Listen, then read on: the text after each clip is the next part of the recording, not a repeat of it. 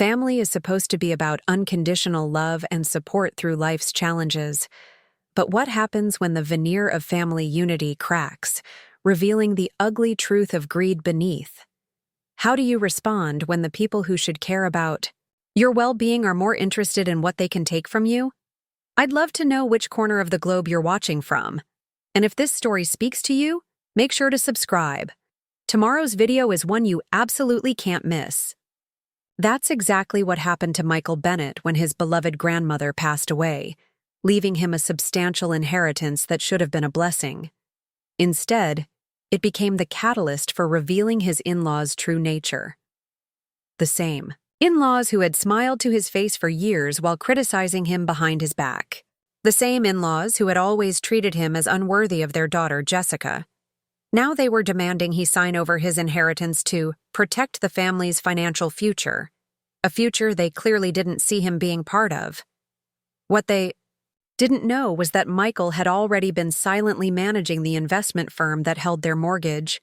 He knew about their mounting debts, their financial mismanagement, and their desperate attempts to maintain a lifestyle they could no longer afford. They thought they were dealing with the same passive son-in-law who had endured their condescension for years. They had no idea they were playing a game with someone who already held all the cards. This is the story of how Michael Bennett turned the tables on the in-laws who tried to steal his inheritance, and the unexpected consequences that followed. The day of Eleanor Williams's funeral was unseasonably warm for October in Massachusetts. Michael Bennett stood stoically beside his wife Jessica as the ornate mahogany casket was lowered into the ground at Oak Ridge Cemetery. At 32, Michael had already endured more loss than most people his age.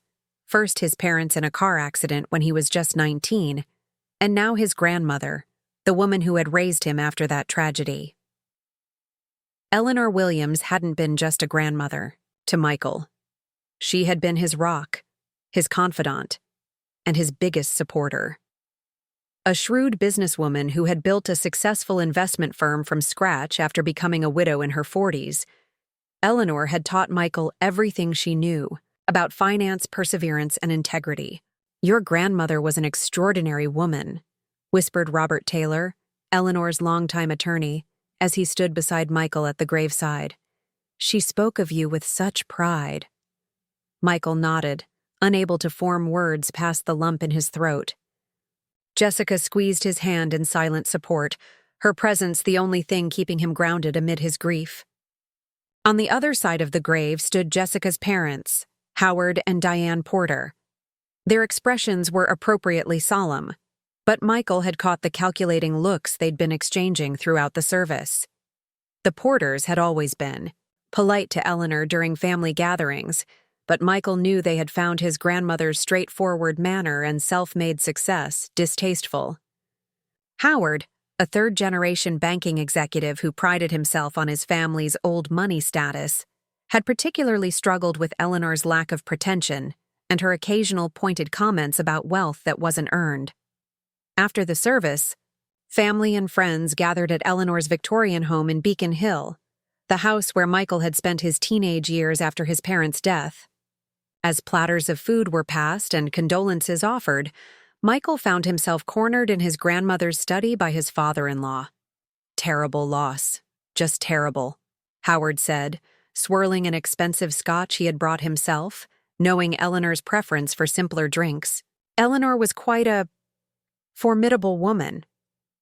"Thank you," Michael replied stiffly, recognizing the barely concealed criticism in Howard's tone. "She certainly was. I understand you and Jessica will be meeting with Robert tomorrow about the will?" Howard asked with practiced casualness. "Yes, 10 a.m. at his office," Michael confirmed, wondering why his father-in-law was so interested. "We'd like to be there," Howard stated rather than ask. "As Jessica's parents, we have a vested interest in her financial future." Before Michael could respond, Diane Porter joined them, her pearls gleaming against her black dress. "There you are, Howard." "Oh, Michael, I was just telling Jessica she should come stay with us for a few days. This house must hold so many memories for you. It might be better to have some space to grieve." "That's thoughtful, but we're fine here," Michael responded, recognizing the attempt to separate him from his wife during this vulnerable time. Jessica wants to help me go through Eleanor's things. Diane's smile tightened almost imperceptibly. Well, the offer stands. Now, Howard was just mentioning the meeting tomorrow. What time should we arrive? Michael looked between his in-laws, their expectant expressions making clear they assumed their inclusion was a foregone conclusion. Actually, Robert specified that the initial meeting should just be Jessica and me, as the immediate family. I'm sure we can update you afterward. If there's anything relevant. Howard's face flushed slightly. Now, see here, Michael. Jessica is our daughter. Whatever affects her financial standing affects the Porter family. Eleanor may have been your grandmother, but Jessica's inheritance considerations are family matters. Jessica doesn't have inheritance considerations, Michael stated plainly. Eleanor was my grandmother, not hers. Any inheritance would be coming to me. And as her husband, that makes it Jessica's as well, Diane interjected smoothly. Which, by extension, concerns us. Surely you understand that family assets need proper management. Howard has extensive experience in these matters. Michael felt a familiar sensation washing over him, the same dismissive treatment he'd endured since first dating Jessica during their college years. The Porters had never said it directly, but their message had always been clear. Michael, Bennett, the orphaned grandson of a self-made businesswoman, was not good enough for their daughter, the Porter family princess. The meeting is private, Michael said firmly. I'll ask Jessica if she wants to include you in future discussions, but tomorrow is just us. Howard opened his mouth to argue further, but was interrupted by Jessica entering the study. There you all are. Mom, Mrs. Abernathy is looking for you. She said you promised to exchange recipes? Diane looked annoyed at the interruption but nodded stiffly. Of course. We'll continue this conversation later, Michael. She gave her daughter a pointed look before departing. Howard lingered a moment longer. Think about what I said, Michael. Family looks out for family. The implied message was clear, and Michael wasn't considered part of that family. After his in-laws left the study, Jessica turned to Michael with concern in her eyes. They're pushing about the will, aren't they? I told them to give you space. Michael sighed, leaning against his grandmother's mahogany desk, the same desk where she had taught him to balance a checkbook at 14 and analyze investment portfolios at 16. They want to come to the reading tomorrow. Your father seems to think he should have a say in whatever Eleanor left me. Jessica's face fell. I'm so sorry. I'll talk to them again. It's not your fault, Michael assured her, taking her hand. But I need you on my side tomorrow, just you and me, facing whatever comes next together. Jessica nodded firmly. Always. They mean well, but they can be overwhelming. Michael bit back his disagreement about the Porter's intentions. Now wasn't the time to drive a wedge between Jessica and her parents, despite their behavior. For 7 years of marriage, he had kept the peace by accommodating the Porters' thinly veiled insults and controlling tendencies. He had done it for Jessica, who, despite her occasional frustration with her parents, remained devoted to them. The next morning, Michael and Jessica arrived at Robert Taylor's downtown office precisely at 10 a.m. The attorney welcomed them warmly, his genuine fondness for Eleanor evident in his somber demeanor. Before we begin, Robert said as they settled into the leather chairs opposite his desk, I want to express again what an honor it was to work with Eleanor all these years. She was not just a client, but a dear friend. Thank you, Robert, Michael replied. She felt the same about you. Robert nodded, then opened an elegant leather portfolio. Now, Eleanor was always precise about her wishes, so this will be straightforward. The bulk of her estate, including the Beacon Hill house, her personal investments, and a portfolio valued at approximately $3.2 million. She leaves to you, Michael, her only living descendant. Jessica gasped softly beside him. Although they had Known Eleanor was comfortable financially, the specific amount was larger than either had anticipated. Additionally, Robert continued, she leaves you her controlling interest in Williams Investment Management. This news hit Michael like a physical force. WIM was his grandmother's legacy, a boutique investment firm that managed over $100 million in assets for a select group of clients. He had interned there during college and worked there briefly after graduation, but had left to forge his own path at a larger financial institution, wanting to succeed on his own merits rather than his grandmother's name. There's a personal letter as well, Robert added, handing Michael a sealed envelope with his name written in Eleanor's distinctive handwriting.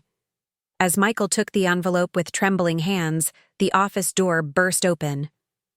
Howard and Diane Porter strode in as if they had every right to be there, followed by a flustered receptionist apologizing to Robert. "I'm sorry, sir," they insisted. "It's all right, Megan," Robert assured her before turning a cool gaze to the intruders.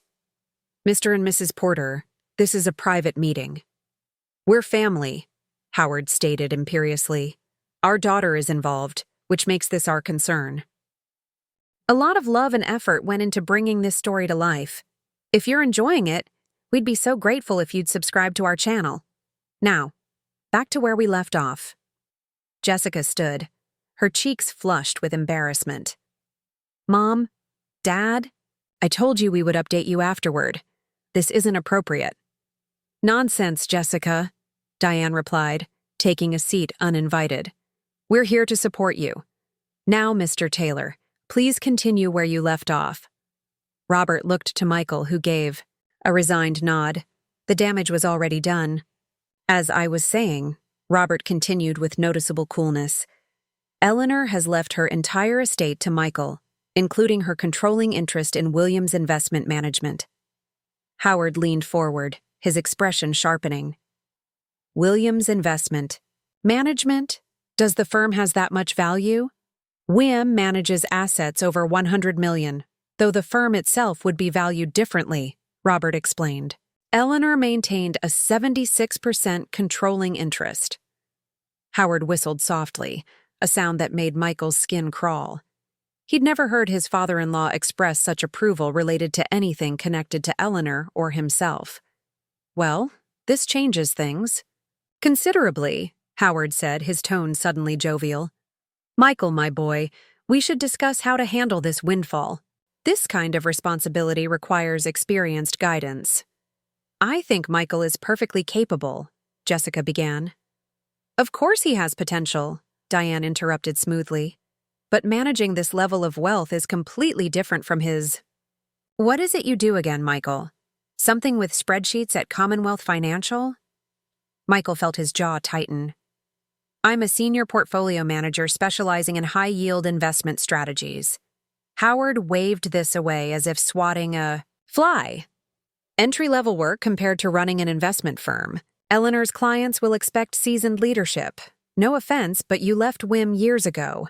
What do you know about the current client relationships or investment strategies?" Before Michael could respond, Robert interjected. Actually, Eleanor kept Michael quite involved behind the scenes. They consulted weekly on major decisions.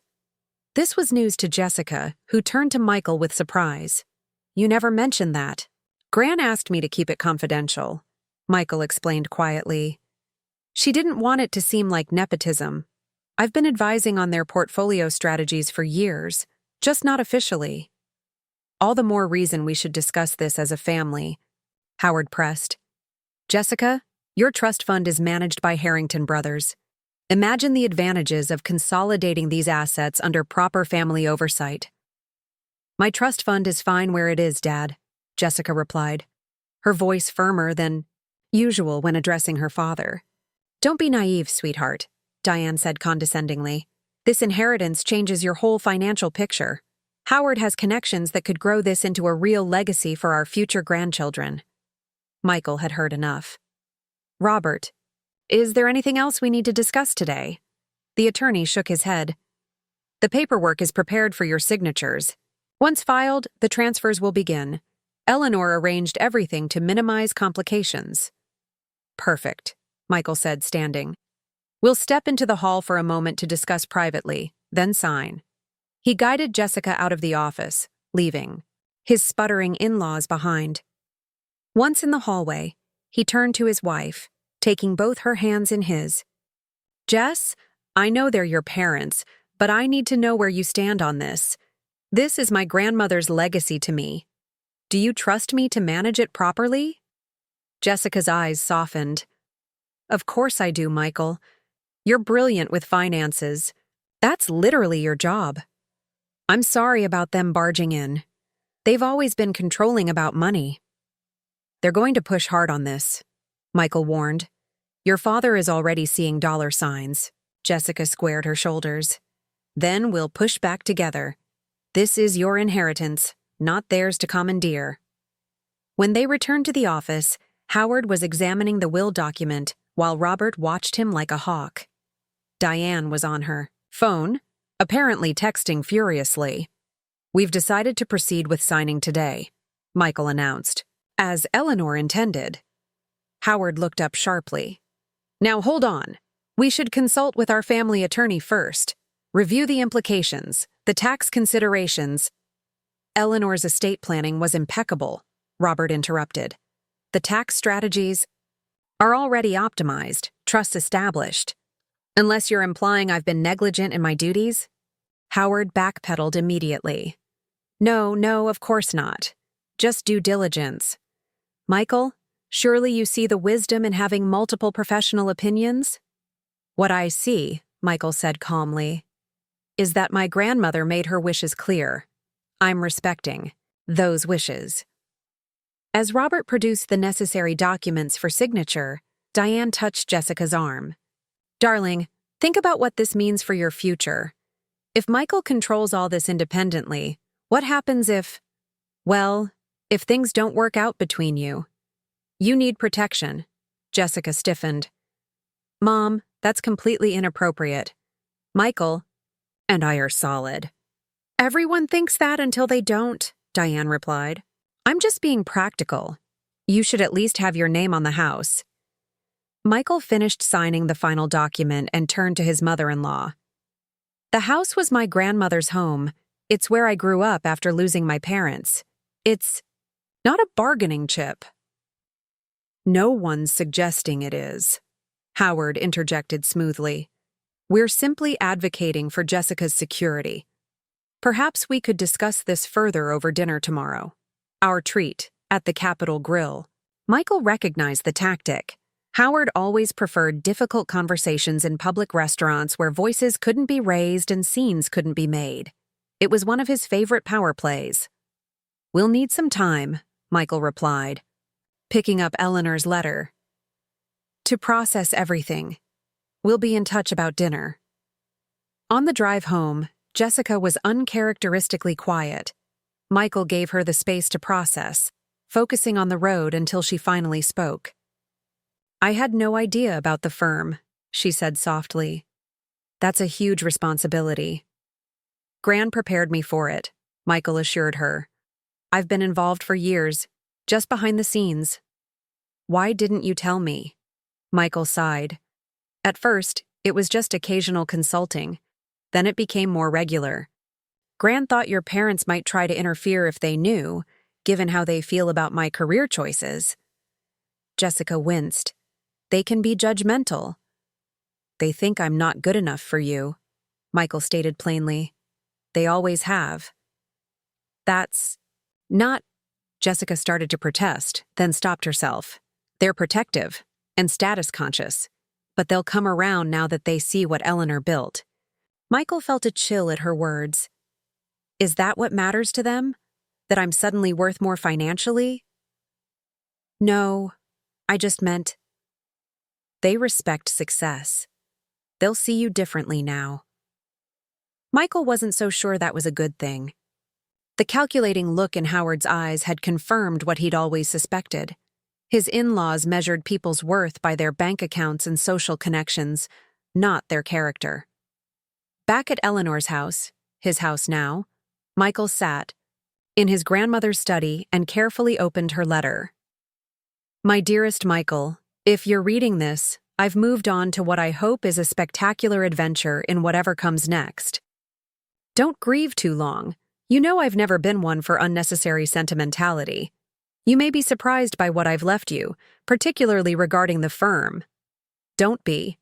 You've been essentially running WIM's investment strategy for the past 3 years while I focused on client relationships. The transition should be seamless, though Bradley in accounting may grumble about your modernization ideas.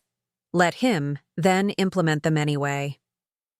Now, something you don't know, among WIM's clients are several property investment groups, including Meridian Holdings. 3 years ago, Meridian acquired the mortgage on the Porter's Beacon Hill mansion during a portfolio consolidation. Yes, your in-laws' home is effectively under your management now. I never told you because I didn't want to put you in an awkward position. Howard Porter has been systematically leveraging their assets to maintain appearances for years. Their financial situation is considerably more precarious than they let on. The mansion is mortgaged to 92% of its value after 3 refinances, and they've missed 2 payments in the past 6 months, which I've quietly resolved to avoid complications for you and Jessica. I don't tell you this to create family discord, but to prepare you. People reveal their true nature when money is involved. Howard has approached me twice about investing in his personal ventures, thinly veiled requests for bailouts that I declined. I suspect with me gone, they may see you as a more pliable source of funds. Trust your instincts, protect Jessica, but don't let the Porters manipulate either of you. Remember what I always told you. Money doesn't change people, it just reveals who they always were. I love you, my golden boy. Make me proud, not by growing the firm, though I know you will, but by living with the integrity that has always been your greatest asset. All my love. Grandmichael lowered the letter, his mind reeling. The Porter's mortgage, the missed payments, the facade of wealth hiding financial desperation. Suddenly, their intense interest in his inheritance made perfect, terrible sense. He looked up as Jessica entered the study, her expression troubled. My parents just called. They want to meet for lunch tomorrow instead of dinner, to discuss family financial strategy, whatever that means. Michael carefully folded his grandmother's letter and placed it in his pocket. I think we should hear what they have to say. Really? Jessica looked surprised. I thought you'd want to shut this down immediately. Michael smiled slightly, feeling the weight of his grandmother's final revelation. Let's just say I'm curious about what they have in mind. What the Porters didn't know was that Michael now understood exactly what game they were playing, and that he'd been quietly holding the winning hand all along. The following morning, Michael woke early. Sleep had been elusive after reading his grandmother's letter, his mind churning with revelations about the Porter's financial situation and what it might mean for his relationship with Jessica. He slipped out of bed, careful not to wake his wife, and made his way to Eleanor's home office.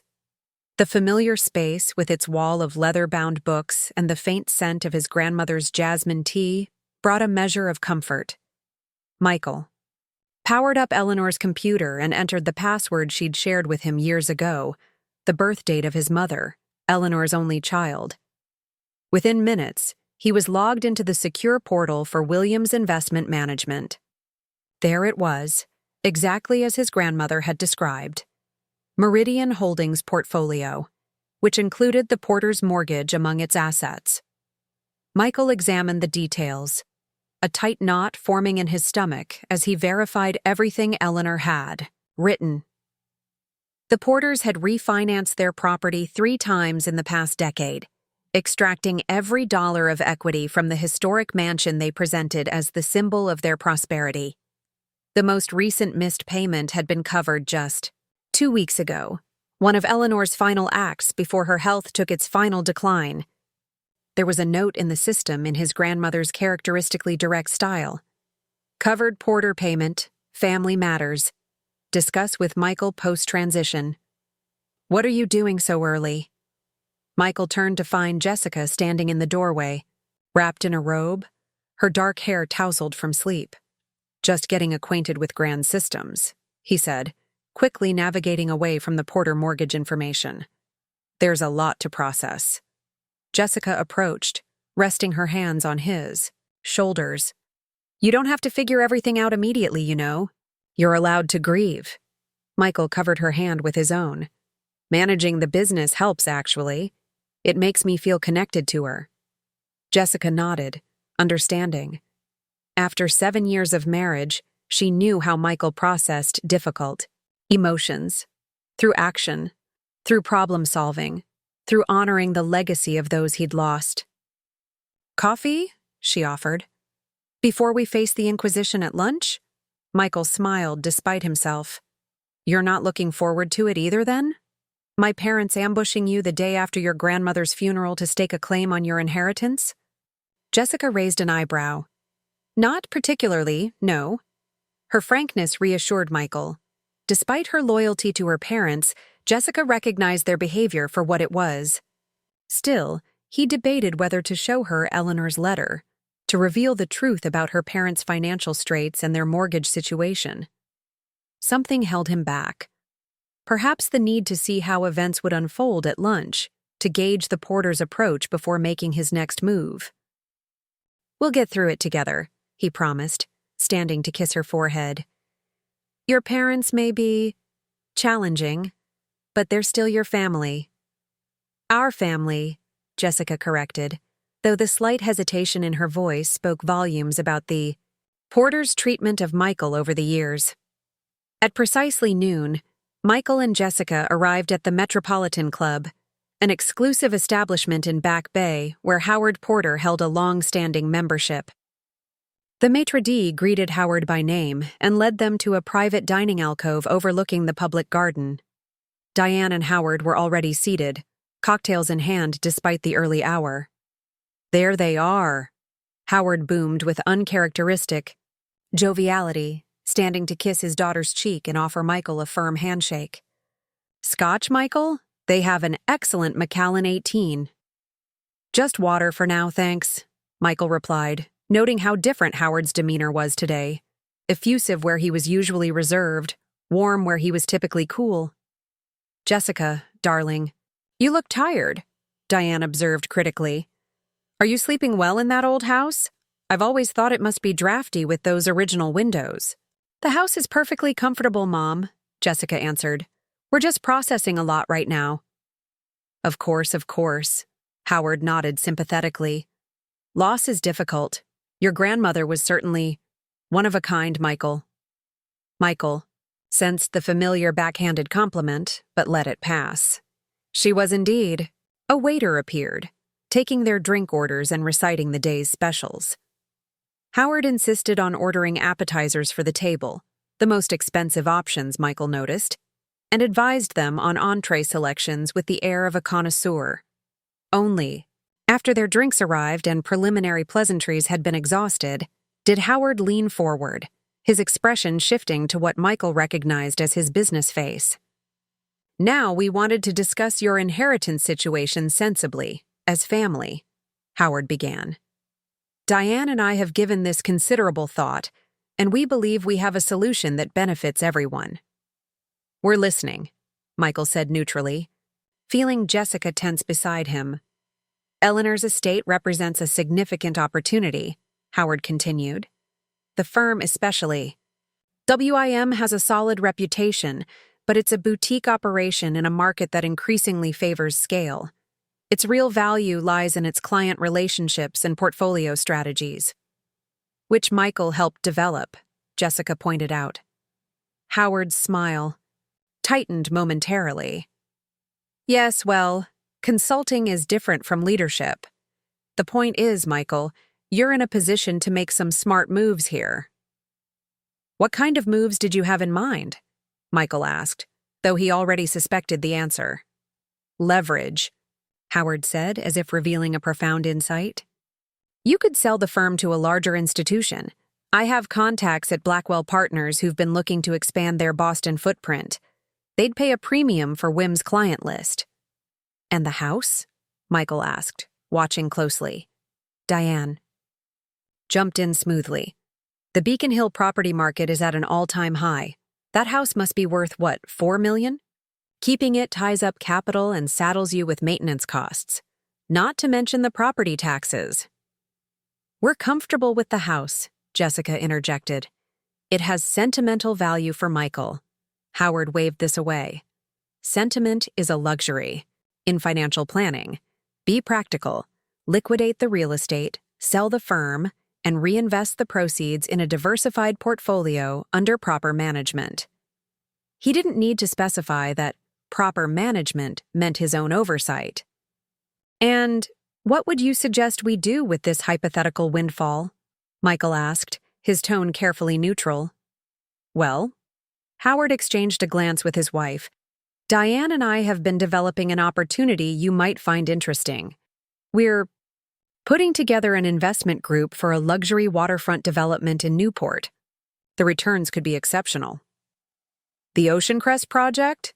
Michael asked innocently, though he knew exactly what Howard was referring to.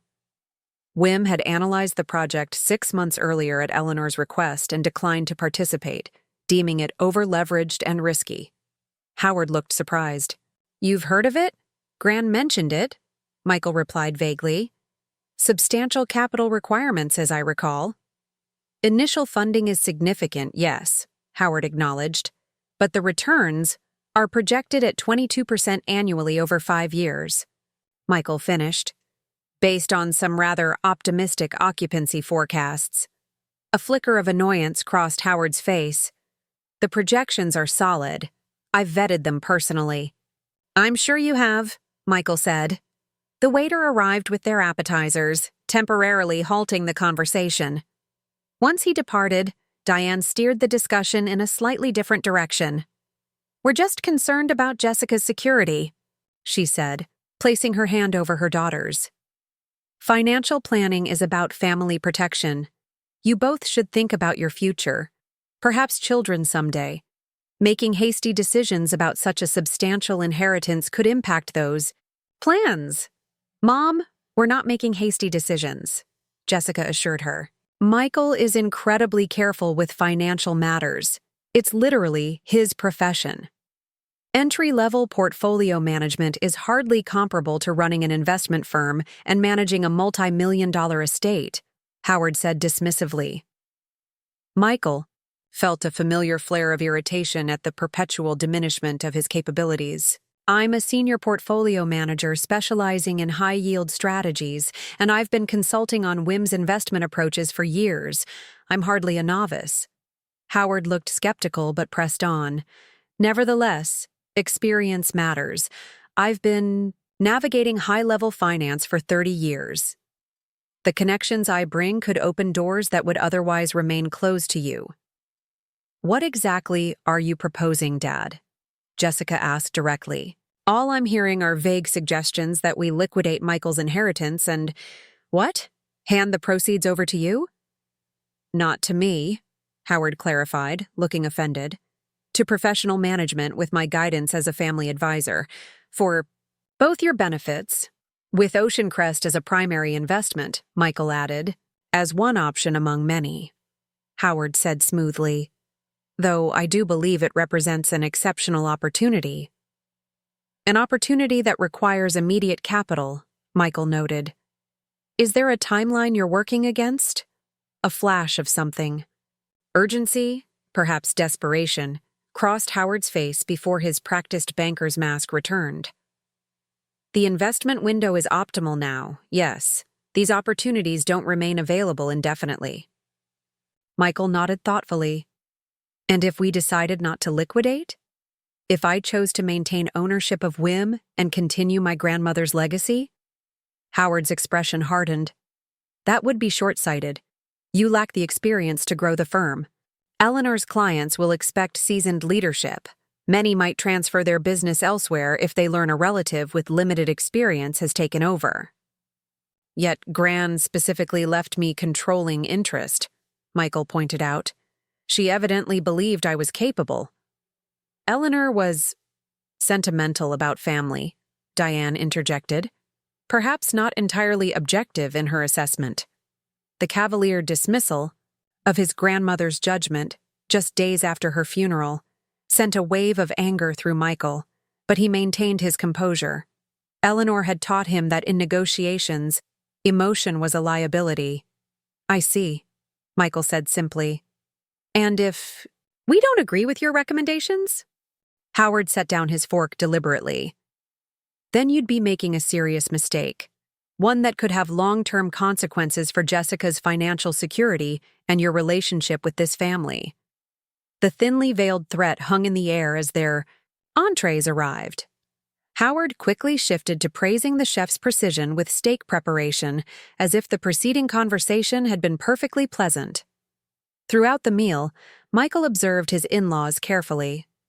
Behind Howard's bonhomie and Diane's maternal concerns, he detected growing anxiety. The glances they exchanged when they thought no one was watching, the way Howard checked his phone repeatedly, the tightness around Diane's eyes, all suggested people under significant pressure. As dessert was served, Howard circled back to his proposal with renewed intensity. "I've taken the liberty of drafting some preliminary documents," he said, retrieving a leather portfolio from beside his chair. "Nothing binding, of course, just a framework for discussion." Michael accepted the folder and flipped through the contents, his suspicions confirmed with each page. The proposed arrangement would effectively transfer control of his inheritance to a family trust with Howard as the primary trustee. Jessica would be a beneficiary, but Michael's role was remarkably constrained for someone whose inheritance formed the trust's assets. "This is quite comprehensive for a preliminary discussion," Michael observed, closing the folder. "I believe in being prepared," Howard replied. "The sooner we can move forward, the better positioned you'll be. I've included a letter of intent for the Beacon Hill property sale. I have a colleague interested in making an all-cash offer above market value to expedite matters." "And what about Wim's clients?" Michael asked. "Have you already approached Blackwell Partners about acquiring the firm?" Howard had the grace to look slightly abashed. "I've had preliminary conversations only. Strictly hypothetical, of course." "Of course," Michael echoed, his tone making clear he believed otherwise. Jessica, who had been scanning the documents with increasing disbelief, finally spoke up. "Dad, this arrangement gives Michael virtually no control over his own inheritance, and it commits us to investing in Oceancrest within 30 days. This isn't a discussion framework, it's a complete takeover plan." "Don't be dramatic, Jessica," Diane chided. "It's a standard family trust structure with reasonable terms." "These terms are anything but reasonable," Jessica countered, her voice rising slightly. "You're asking Michael to sign over everything while receiving nothing in return except vague promises about future benefits." Howard's facade of a genial advisor cracked slightly. "We're asking him to be practical and think about your joint future. Eleanor's estate is the largest financial asset your family will likely ever control. Managing it correctly is crucial." "And you believe you're better equipped to manage it than I am," Michael stated rather than asked. "Frankly, yes," Howard replied, dropping all pretense. "You've been riding Eleanor's coattails for years. Everyone at Wim knows it. Without her, you're just another middling financial analyst with an inflated sense of your capabilities." "Howard!" Diane hissed, glancing around to ensure no one had overheard. "No, Diane, it's time for plain speaking," Howard continued, leaning forward. "Michael, you've been fortunate, first with Eleanor's support, and now with this inheritance. But luck isn't a sustainable business strategy. The financial world respects experience and connections, both of which you lack. And both of which you possess," Michael noted calmly. "Precisely," Howard confirmed, mistaking Michael's observation for acknowledgement of his superior position. "Which is why this arrangement makes sense for everyone. You and Jessica benefit from my expertise. The assets remain in the family sphere of influence, and we all prosper from strategic deployment of capital. And Oceancrest gets its immediate funding," Michael added. A muscle twitches in Howard's jaw. "Among other worthy investments." Michael closed the folder and handed it back. to his father-in-law. I'll need to review these proposals more thoroughly. We can continue this discussion next week. Howard frowned at this delay. Time is a factor here, Michael. These opportunities will wait a few days while I consider the future of my grandmother's legacy, Michael interrupted firmly.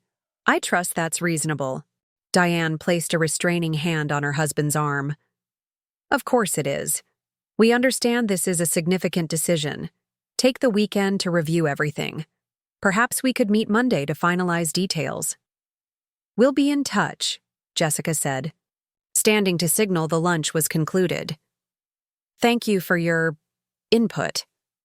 As they walked to their car, Jessica released a long, slow breath. That was intense. I knew they'd try to influence your decisions, but this is beyond anything I expected. They've basically drafted documents to seize control of your entire inheritance. Michael unlocked the car, his mind already formulating his next steps. They're not subtle, are they? I'm so sorry, Jessica said as they drove away from the club. I've never seen them this aggressive about anything. It's embarrassing. Don't apologize for them, Michael replied. You're not responsible for their behavior. Still, they're my parents. I should have anticipated this and warned you. Michael considered his next words carefully. Jess, there's something you should know about your parents' financial situation. Something Gran told me in her letter. Jessica turned to him, concerned about etching her features. What do you mean? Your parents aren't as financially secure as they appear, Michael explained gently. They've been leveraging assets and maintaining appearances, but their actual financial position is precarious. Jessica's brow furrowed. That's impossible. The house, the club memberships, their lifestyle is financed primarily through debt, Michael finished, including a substantial mortgage on their house that's been refinanced multiple times. How would Gran know that? Jessica asked, bewilderment evident in her voice.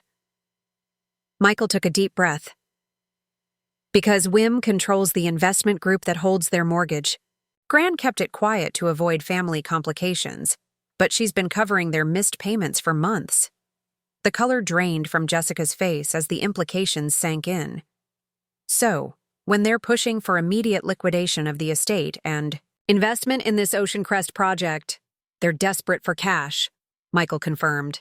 And now I control not just the inheritance they want to get their hands on, but also the mortgage they've been struggling to pay. Jessica stared out the window, processing this revelation. No wonder they've been so insistent. But why wouldn't they just be honest with us? Ask for help directly if they're in trouble? Pride, Michael suggested. Your father built his identity around being the financial success in the family. Admitting he's overextended would be admitting failure. What are you going to do? Jessica asked quietly. Michael thought about Eleanor's letter, about her advice to trust his instincts and protect Jessica, while not allowing the Porters to manipulate them. I'm going to do what Gran would have done, he answered.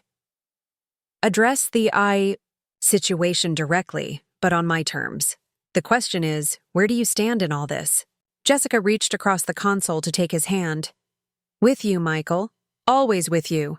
But they're still my parents, regardless of their flaws. I can't just cut them off.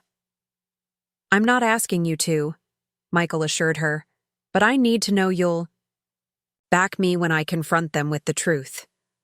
The truth about what? Jessica asked, a new wariness in her tone. About everything, Michael replied. Their financial situation, the mortgage, the real reason they want control of the inheritance. It's time for complete transparency. Jessica was quiet for a long moment before she nodded. Transparency, she agreed. But with compassion. They might be manipulative, but they're still family. As they pulled into the driveway of what was now their Beacon Hill home, Michael's phone chimed with a text message. It was from Robert Taylor. Need to speak with you urgently. Howard Porter contacted me requesting documentation on Wim's client portfolios, claiming to represent your interests. Please call ASAP. Michael showed the message to Jessica, whose expression hardened with resolve. "Monday," she said decisively. "We will confront them on Monday." "Monday," Michael agreed, already planning his approach. The Porters had severely underestimated him, both his knowledge of their situation and his resolve to protect his grandmother's legacy. They had played their hand thinking he held none of the cards, never suspecting he controlled the very ground beneath their feet. Their reckoning was coming, and Michael would be ready. The weekend passed in a flurry of activity as Michael immersed himself in Eleanor's records, building a comprehensive picture of the Porters' financial situation. What he discovered was even more troubling than his grandmother's letter had suggested. Howard and Diane Porter had refinanced their Beacon Hill mansion not 3 times, as Eleanor had indicated, but 5 times over the past decade.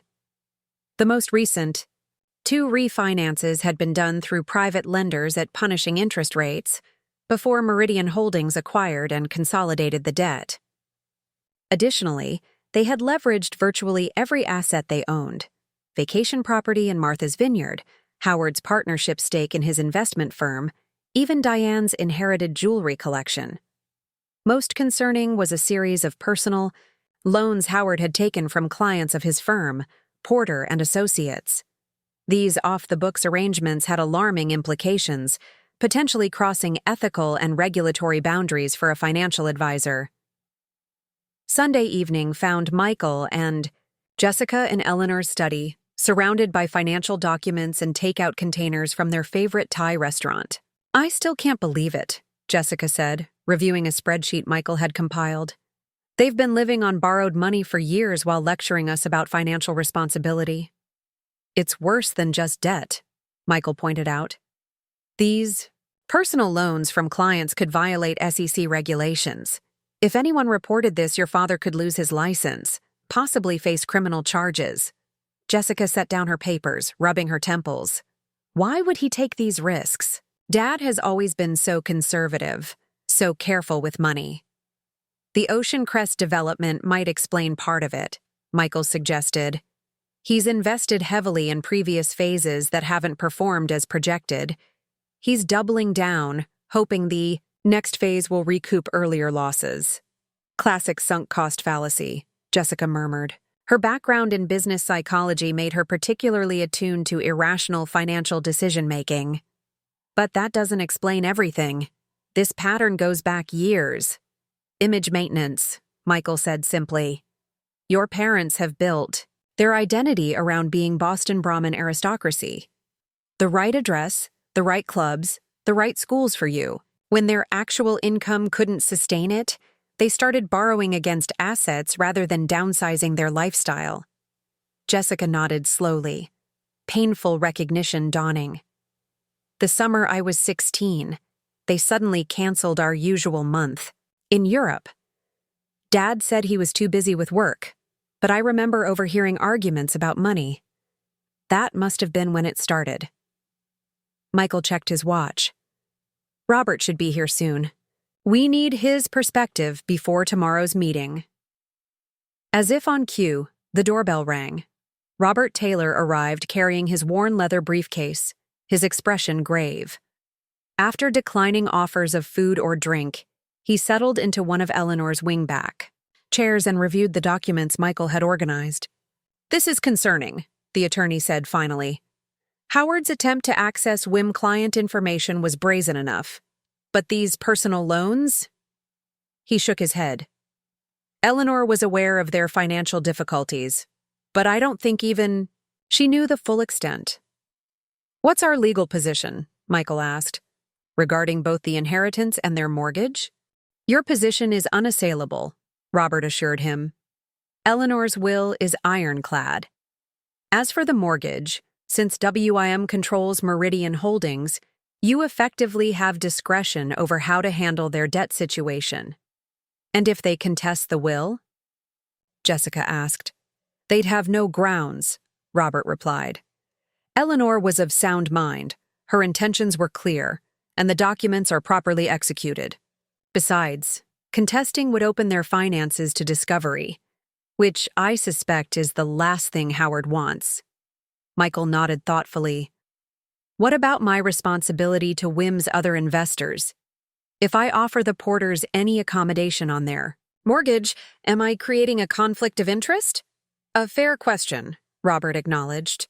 Any arrangement would need to be documented and justified as being in the firm's interest, not just a family favor. Transparency is key. Jessica, who had been quietly contemplating, finally spoke up. We need to approach this carefully. If we just confront them with everything we know, they'll become defensive. Dad especially, he hates feeling cornered. What do you suggest? Michael asked. Let them present their proposal first, Jessica advised. Draw them out completely before revealing what we know. They'll be more likely to admit the truth if they've already committed to their narrative. Psychological leverage, Michael noted, with a slight smile. Your specialty. Exactly, Jessica confirmed. And we should meet at the house, not a restaurant or their home. Home field advantage matters in negotiations. Robert nodded approvingly. Eleanor would appreciate this approach. She always believed in letting people reveal themselves through their actions. After finalizing their strategy, Robert departed, leaving Michael and Jessica to prepare for the confrontation that awaited them. As they got ready for bed, Michael noticed Jessica's unusual silence. Having second thoughts? He asked gently. Jessica shook her head. Not about supporting you. I'm just mourning, I guess. The parents I thought I had versus the reality. Michael sat beside her on the edge of the bed. People are complicated. Jess, your parents made bad financial decisions, but that doesn't negate everything else about them. It's not just the money, Jessica said quietly. It's a deception, the manipulation, using their relationship with me to try to pressure you. That's not love. It's exploitation. Michael had no comforting response to this truth. Instead, he simply held her as she processed her grief for the parents she thought she had known. Monday. Morning arrived with a clarity of purpose that Michael hadn't felt since Eleanor's passing. He spent the early hours reviewing Wim's daily operations with Bradley, the accounting director his grandmother had mentioned in her letter. The older man was initially standoffish, clearly skeptical of Michael's sudden leadership role, but thawed considerably when Michael demonstrated familiarity with the firm's systems and clients. Mrs. Williams mentioned you've been consulting behind the scenes, Bradley admitted grudgingly. Said you had good instincts, better than she had at your age. Coming from Eleanor, whose standards were notoriously exacting, this was high praise. Indeed. I value your experience, Bradley, Michael said sincerely. I'm not looking to make radical changes overnight. I just want to continue Grand's legacy while gradually modernizing certain approaches. Bradley's posture relaxed slightly. Well, your ideas about the automated reporting system do make sense. Mrs. Williams was considering it before she fell ill. By the time Michael returned home to prepare for the Porters' arrival, he felt more confident in his position. He wasn't just defending an inheritance. He was protecting a business with employees who depended on its stability and clients who trusted its management. Howard and Diane arrived precisely at noon, dressed immaculately as always. Howard carried an expanded version of the portfolio he'd presented at lunch, while Diane brought an elaborate flower arrangement, a transparent attempt to soften the atmosphere. Jessica, darling, Diane air-kissed her daughter's cheeks. The house looks lovely. You've already put your touch on it. Actually, we haven't changed anything yet, Jessica replied. Grand's taste was impeccable. Well, yes, for her generation, Diane said with a tight smile. But young people should make their own statement. Michael led them to Eleanor's study, where he had deliberately arranged the seating to place the Porters in visitor chairs facing the desk, with Jessica and himself behind it, a subtle power dynamic Eleanor herself had often employed during difficult negotiations. Howard noticed the arrangement immediately, a flicker of annoyance crossing his features before he smoothed it away with practiced ease. Shall we get down to business? I've revised the proposal based on our discussion. Please, Michael gestured. Walk us through your thinking. Howard launched into a polished presentation, outlining what he called a family wealth optimization strategy. The core remained unchanged.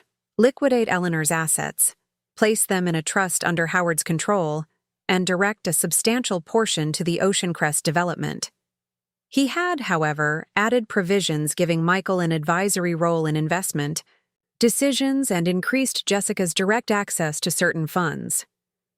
You see, Howard concluded, this preserves the spirit of Eleanor's bequest while providing professional oversight and family security. And the timeline? Michael inquired. You mentioned urgency at lunch. Howard shifted slightly. The Ocean Crest opportunity requires commitment within 2 weeks for the preferential investment terms. The broader restructuring could follow a more measured pace, though efficiency favors expeditious action. Michael nodded thoughtfully. And exactly how much of the inheritance would be directed to Ocean Crest initially? Howard hesitated, exchanging a glance with Diane. Approximately 60% of the liquid assets. A significant position, yes, but the projected returns justify the allocation. About $2 million, then, Michael noted. That's a substantial commitment to a single development project. Diversification would follow in subsequent phases, Howard assured him. This is simply capitalizing on a time-sensitive opportunity. Michael leaned back, studying his father-in-law. Let me make sure I understand. You're proposing that I liquidate my grandmother's carefully constructed business, sell her historic home, place the proceeds under your control, and immediately invest the majority in a development project that you personally have a significant stake in. Howard's expression hardened slightly. When you phrase it that way, you make it sound self-serving. How would you phrase it? Jessica asked, speaking up for the first time since the presentation began. As family financial stewardship, Diane interjected smoothly. Howard's experience makes him ideally positioned to maximize these assets for everyone's benefit. Everyone's benefit, Michael repeated. Interesting choice of words. Something in his tone must have alerted Howard, whose eyes narrowed suspiciously. What exactly are you implying, Michael? I'm not implying anything, Michael said calmly. I'm simply curious about the actual beneficiaries of this arrangement. He opened a folder on the desk. For instance, I wonder how your existing Ocean Crest investments factor into this scenario. Howard stiffened visibly. My personal investments are irrelevant to this discussion. Are they? Michael countered. Because my analysis suggests you've invested heavily in previous phases that are significantly underperforming projections. In fact, you're facing a capital call on those investments that, if unmet, would dilute your ownership to almost nothing. The color drained from Howard's face. Where did you get that information? Gran was thorough in her research. Michael replied. UIM considered Ocean Crest as a potential investment opportunity 6 months ago and declined specifically because of the structural problems in its financing model. Diane placed a restraining hand on her husband's arm. This is becoming unnecessarily adversarial. We're all family here, trying to work toward common goals. Are we? Jessica asked quietly. Because it seems like your goal is to use Michael's inheritance to bail out Dad's failing investments. That's absurd, Howard sputtered, though his vehemence lacked conviction. Ocean Crest is a sound investment with temporary cash flow challenges. Like your personal finances? Michael asked, sliding another document across the desk. This is an analysis of your current debt structure, including the 5 refinances on your Beacon Hill property, the loans against your Martha's Vineyard house, and the personal borrowing from clients of Porter and Associates. Howard snatched up the paper, his face flushing deep red as he scanned its contents. This is private information. How dare you investigate my personal affairs? We didn't investigate anything, Michael clarified. This information came to me as part of my role at WIM, which now manages the Meridian Holdings portfolio, including your mortgage. A heavy silence fell as the implications of this statement sank in. Diane was the first to recover, her social training taking over as she attempted damage control. "Clearly there's been a misunderstanding," she said with forced brightness. "Howard has always maintained diverse investments, some naturally performing better than others. If certain details were omitted from our discussions, it was merely to simplify matters." "Mom," Jessica said gently but firmly, "please stop. The documents speak for themselves. You and Dad are financially overextended and saw Michael's inheritance as a solution to your problems." Howard's facade finally cracked, his expression shifting from indignation to something closer to desperation. "You have no idea the pressure I've been under. The market downturn 3 years ago hit my portfolio hard, right when capital calls came due on early Oceancrest phases. I had to leverage existing assets to maintain positions. It was supposed to be temporary. And the client, loans?" Michael pressed. "Those cross-ethical and potentially legal boundaries for a financial advisor." "Informal arrangements between friends," Howard insisted, though his voice lacked conviction. "Completely separate from my professional services." "The SEC might view it differently," Michael noted, "as might the Massachusetts Securities Division." The mention of regulatory authorities visibly shook Howard. "You wouldn't report your own family. Think what that would do to Jessica." "Don't use me as leverage, Dad," Jessica said sharply. "Michael has every right to protect himself and Gran's legacy from your schemes." Diane, who had been unusually quiet, suddenly burst into tears, a calculated display that had often succeeded in diverting difficult conversations in the past. "How did we get here? Fighting like enemies instead of supporting each other as families should." Jessica wasn't swayed by the performance. "That's a good question, Mom. How did we get here? Maybe by trying to manipulate Michael into signing over his inheritance under false pretenses." "We were trying to help," Diane insisted. "Howard has the experience to manage these assets properly." "The same experience that led to your current financial crisis?" Michael asked pointedly. Howard, seeing his position rapidly deteriorating, shifted to a new approach. "Fine. We're in a difficult financial situation, I admit it. But doesn't family help family in times of need? If you'd grown up with proper values instead of Eleanor's self-made individualism, you'd understand that." The thinly veiled criticism of his grandmother, still so recently laid to rest, ignited a cold anger in Michael. Gran understood family values perfectly. She taught me that respect, honesty, and integrity are the foundation of any relationship, family or otherwise. All three have been notably absent from your approach. "So that's it?" Howard demanded. "You'll sit in judgment while we lose everything we've built? Our home, my professional reputation?" "I didn't say that," Michael replied. "What I said is that your current proposal is unacceptable. I won't liquidate Gran's legacy to fuel your Oceancrest investment or sustain a lifestyle you can't afford." "Then, what do you want?" Howard asked, deflated. "If not our proposal, what are your terms?" Michael exchanged a glance with Jessica, who nodded almost imperceptibly. They had discussed this possibility extensively over the weekend, prepared for this moment. "First, complete financial transparency," Michael began. "Full disclosure of all assets, debts, and obligations. No more hidden liabilities or secret arrangements." Howard grimaced but nodded reluctantly.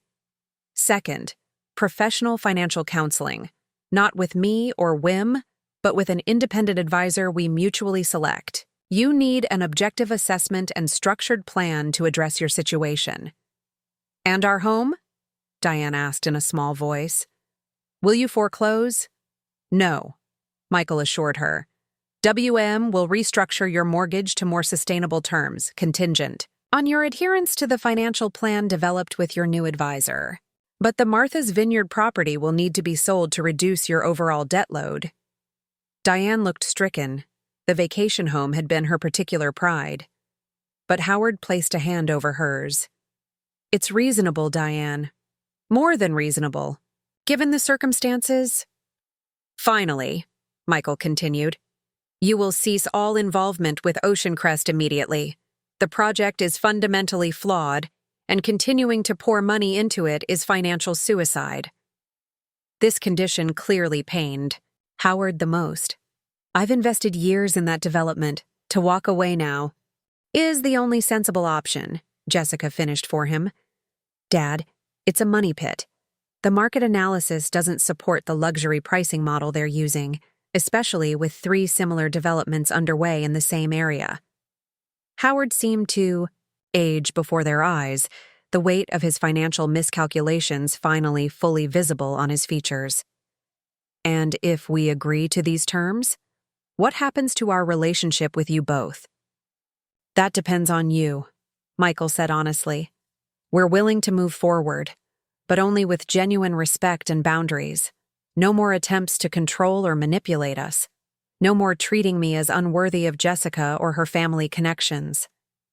And no more financial deception, Jessica added. Trust has to be rebuilt from the ground up. Diane dabbed at her eyes with a monogrammed handkerchief. We never meant to hurt anyone. We were just trying to maintain our place, to give Jessica the life she deserves. The life you thought I deserved? Jessica corrected gently. I'm an adult who makes my own choices about what matters, and what matters to me is honesty, not appearances.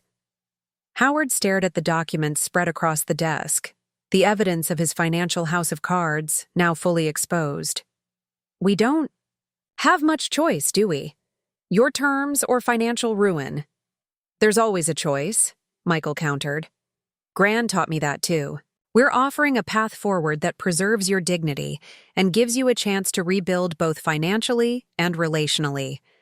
But it requires humility and change on your part. A long silence stretched between them, broken finally by Howard's defeated sigh. When do we begin this restructuring? I've scheduled a meeting with a financial counselor for Wednesday, Michael informed him. In the meantime, I'll have Robert draft the mortgage modification agreement. We can sign everything by the end of the week. As the Porters prepared to leave, significantly subdued from their confident arrival, Jessica embraced her mother awkwardly. This isn't the end, Mom. It's a new beginning, if you're willing to see it that way. Diane nodded tearfully. We just wanted the best for you, always. I know, Jessica assured her. But sometimes the best thing isn't what you think it is. After they departed, Michael and Jessica stood in the entryway of their inherited home, the weight of the confrontation still hanging in the air. Do you think they'll actually change? Michael asked. Jessica considered the question carefully. Dad's pride is deeply wounded. He built his identity around financial success and providing luxury for his family. This is a fundamental challenge to how he sees himself. That's not really an answer, Michael pointed out. Because I don't know, Jessica admitted. But I do know they love me, in their flawed way. And if that love is genuine, it might be enough motivation for real change. Michael wrapped an arm around her shoulders. Your parents are lucky to have you know. Not everyone would have shown such compassion in this situation. I learned from the best, Jessica said, leaning into his embrace. You could have destroyed them today. You had every right to after how they've treated you. Instead, you offered them a path to redemption. Gran would have done the same, Michael said simply. As they stood together in the home that represented Eleanor's legacy, Michael reflected on how differently things might have unfolded if his grandmother hadn't prepared him, not just with knowledge of the Porters' financial situation, but with the wisdom to use that knowledge constructively rather than vindictively. The inheritance game his in-laws had tried to play had backfired spectacularly, revealing their precarious house of cards. But in that revelation lay the possibility of something better, a family relationship built on truth rather than pretense, on mutual respect rather than manipulation. Whether the Porters would embrace that possibility remained to be seen. But Michael and Jessica had made their position clear. The path forward was available, but it would be on their terms.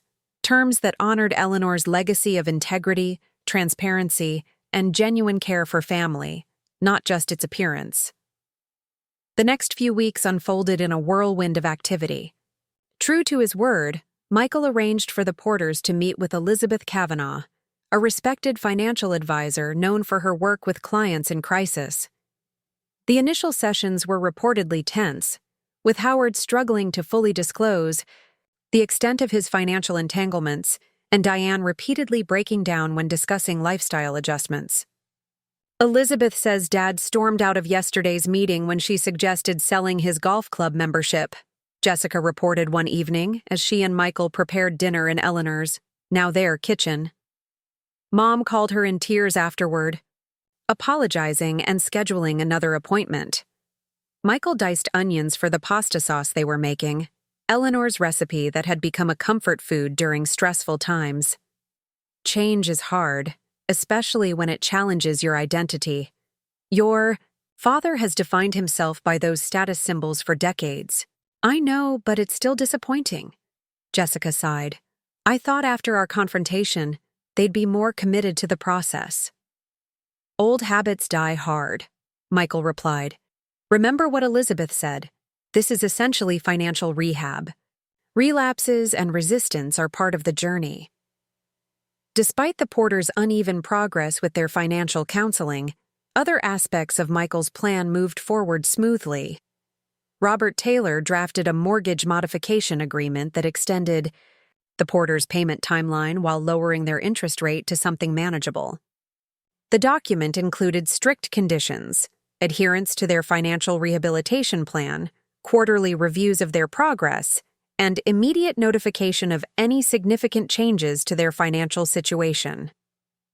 Howard had signed the agreement, with visible reluctance, his hand hesitating over each signature line as if physically pained by the acknowledgement of his financial failures.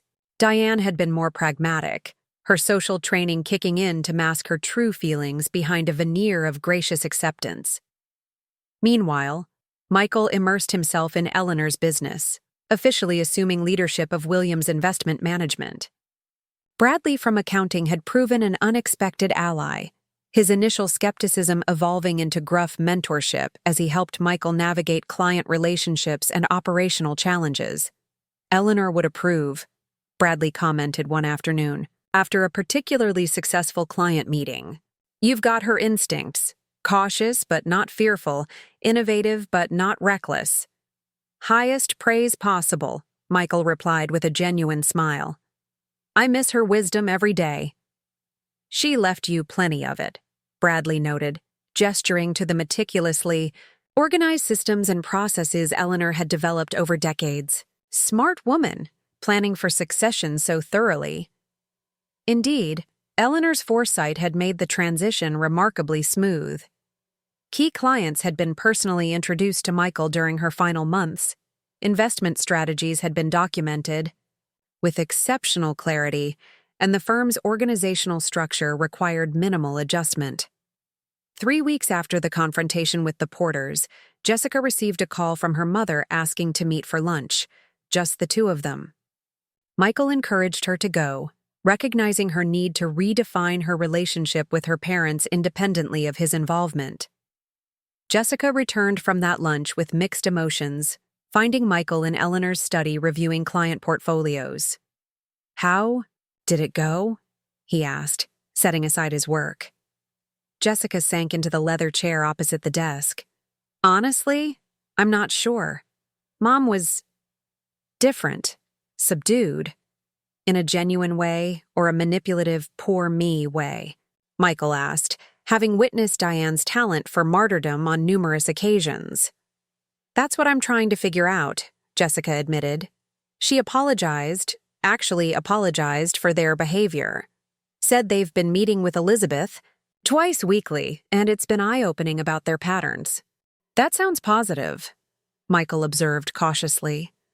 Yes, but then she started talking about how difficult the adjustments have been, how they've had to cancel their annual trip to Paris, how Dad's colleagues have noticed them scaling back. Social engagements. Jessica frowned. It felt like she was fishing for sympathy, maybe even for me to offer financial help. Did she ask directly? No, which is actually an improvement, Jessica acknowledged wryly. The old mom would have worked the conversation around to a specific request, disguised as concern for my father's health or social standing. Michael considered this.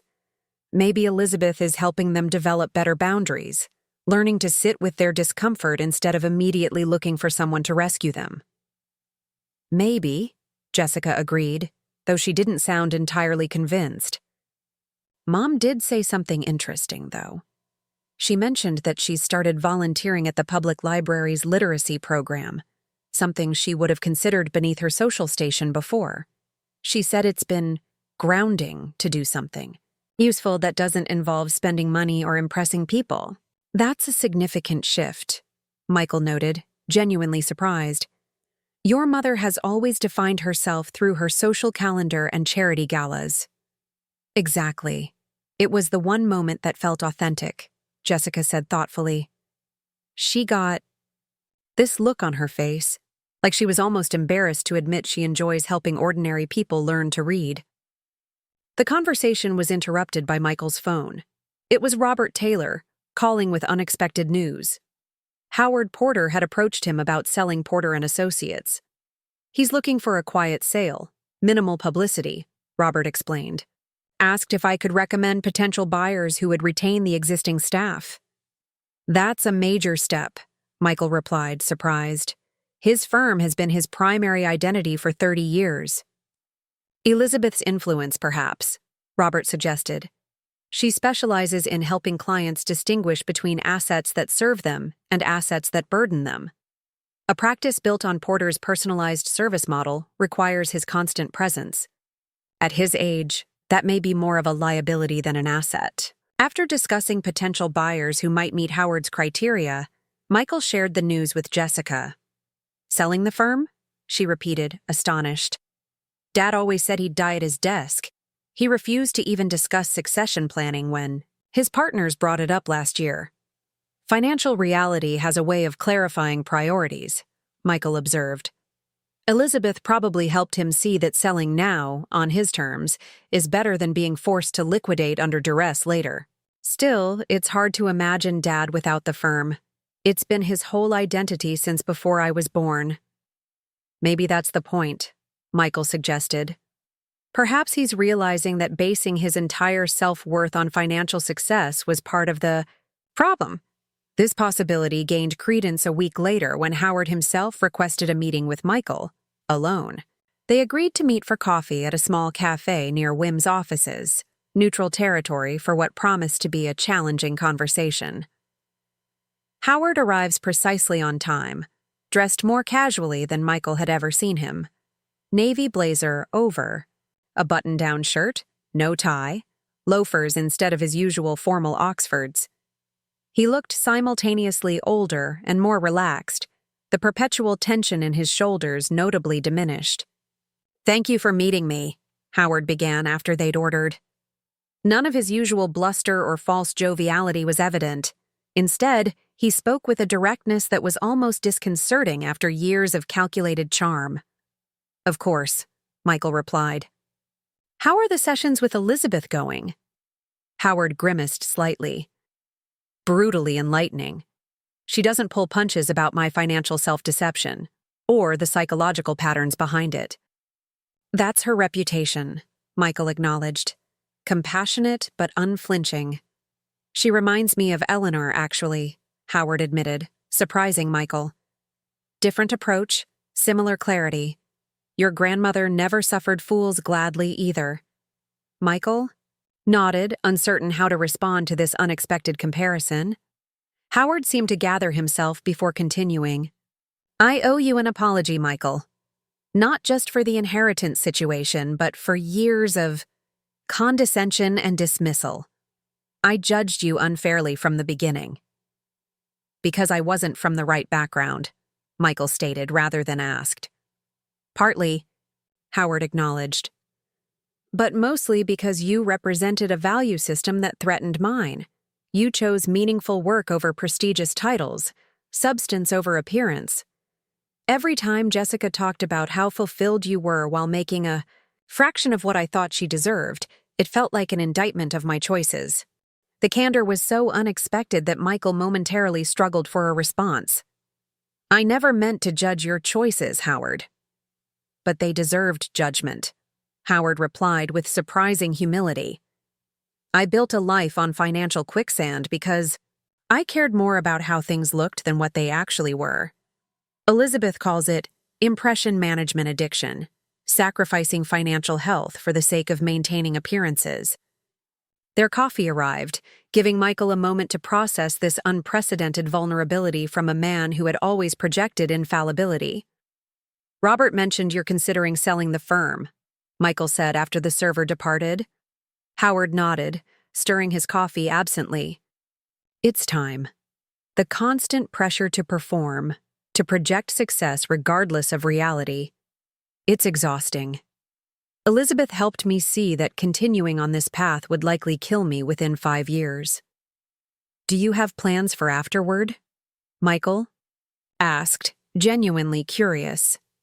A hint of something new, perhaps excitement, flickered across Howard's features. Actually, yes. A former colleague runs a nonprofit financial literacy program for underserved communities. They need someone to develop and teach courses on basic investing and retirement planning.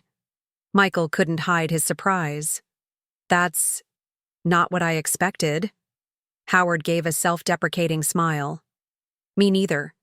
But Elizabeth suggested I consider what aspects of my work I've truly enjoyed over the years.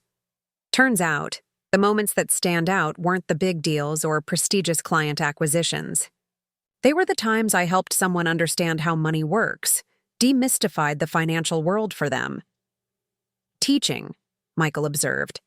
Essentially, yes. Lower stress, lower income, but potentially more meaningful. Howard looked almost embarrassed by this admission. Diane is skeptical, of course. She's making her own adjustments, but the idea of me working with the public still makes her wince. Change is rarely synchronized in relationships, Michael noted. Jessica sees that in her counseling practice all the time. One partner evolves, the other needs time to catch up. Howard studied him thoughtfully. You're more insightful than I gave you credit for. Another failing on my part. We're all works in progress, Michael offered, feeling a surprising lack of resentment toward the man who had dismissed him for so many years. Perhaps Eleanor's influence again, her belief that holding grudges consumed more energy than it was worth. Indeed, Howard agreed. He hesitated, then added, There's something else I wanted to discuss. The Martha's Vineyard property. Michael tensed slightly, wondering if this was leading to a plea for reconsideration of its sale. We've accepted it needs to be sold, Howard clarified, reading Michael's expression. But Diane is struggling with the process. That house contains 30 years of family memories for her. Your childhood summers there, Jessica's sweet 16 party on the veranda. I understand it's difficult, Michael acknowledged. The emotional value often exceeds the financial value? Exactly, Howard nodded. Elizabeth suggested something that might help with the transition. Would you and Jessica consider using the house one last time before it's listed? A family weekend, perhaps? It might help Diane process the loss if she sees it as passing to family first, rather than strangers immediately. The request surprised Michael. It wasn't financial manipulation or an attempt to delay the inevitable, just a genuine effort to ease his wife's emotional distress. I think that could be arranged, Michael said. I'll talk to Jessica about potential dates. Relief washed over Howard's features. Thank you. It would mean more than you know. As they finished their coffee, Howard broached one final topic. I understand if this is premature, but I'd like to rebuild some kind of relationship with you, Michael. Not the controlling, judgmental dynamic I created before, but something more balanced. For Jessica's sake, of course, but also— He paused, seeming to search for the right words, for the possibility that we might actually have something to learn from each other. Michael considered the request carefully. Trust, once broken, couldn't be instantly restored. Yet the man sitting across from him was demonstrating a vulnerability and self-awareness that the old Howard Porter would have considered unthinkable. Weakness. I'm open to the possibility, Michael replied finally. Small steps, realistic expectations.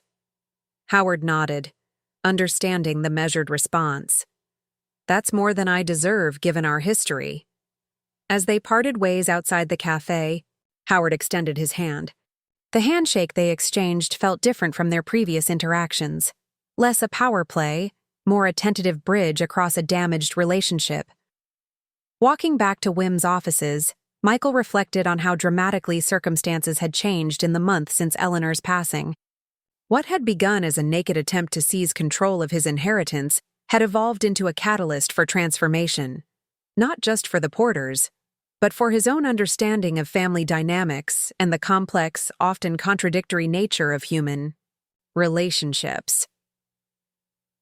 That evening, Michael shared the details of his meeting with Jessica, who listened with cautious optimism about her father's apparent evolution. The Martha's Vineyard suggestion is unexpected, she acknowledged. Dad using emotional intelligence to help Mom process change? That's definitely new territory. Elizabeth's influence seems significant, Michael observed. Your father mentioned she reminds him of Eleanor. Jessica smiled at this. Gran would be amused by the comparison. She always said Dad had potential if he could get over himself. Do you think we should do the weekend at the vineyard? Jessica considered the question. Yes, but with clear boundaries. A specific date, a defined timeline for the sale afterward.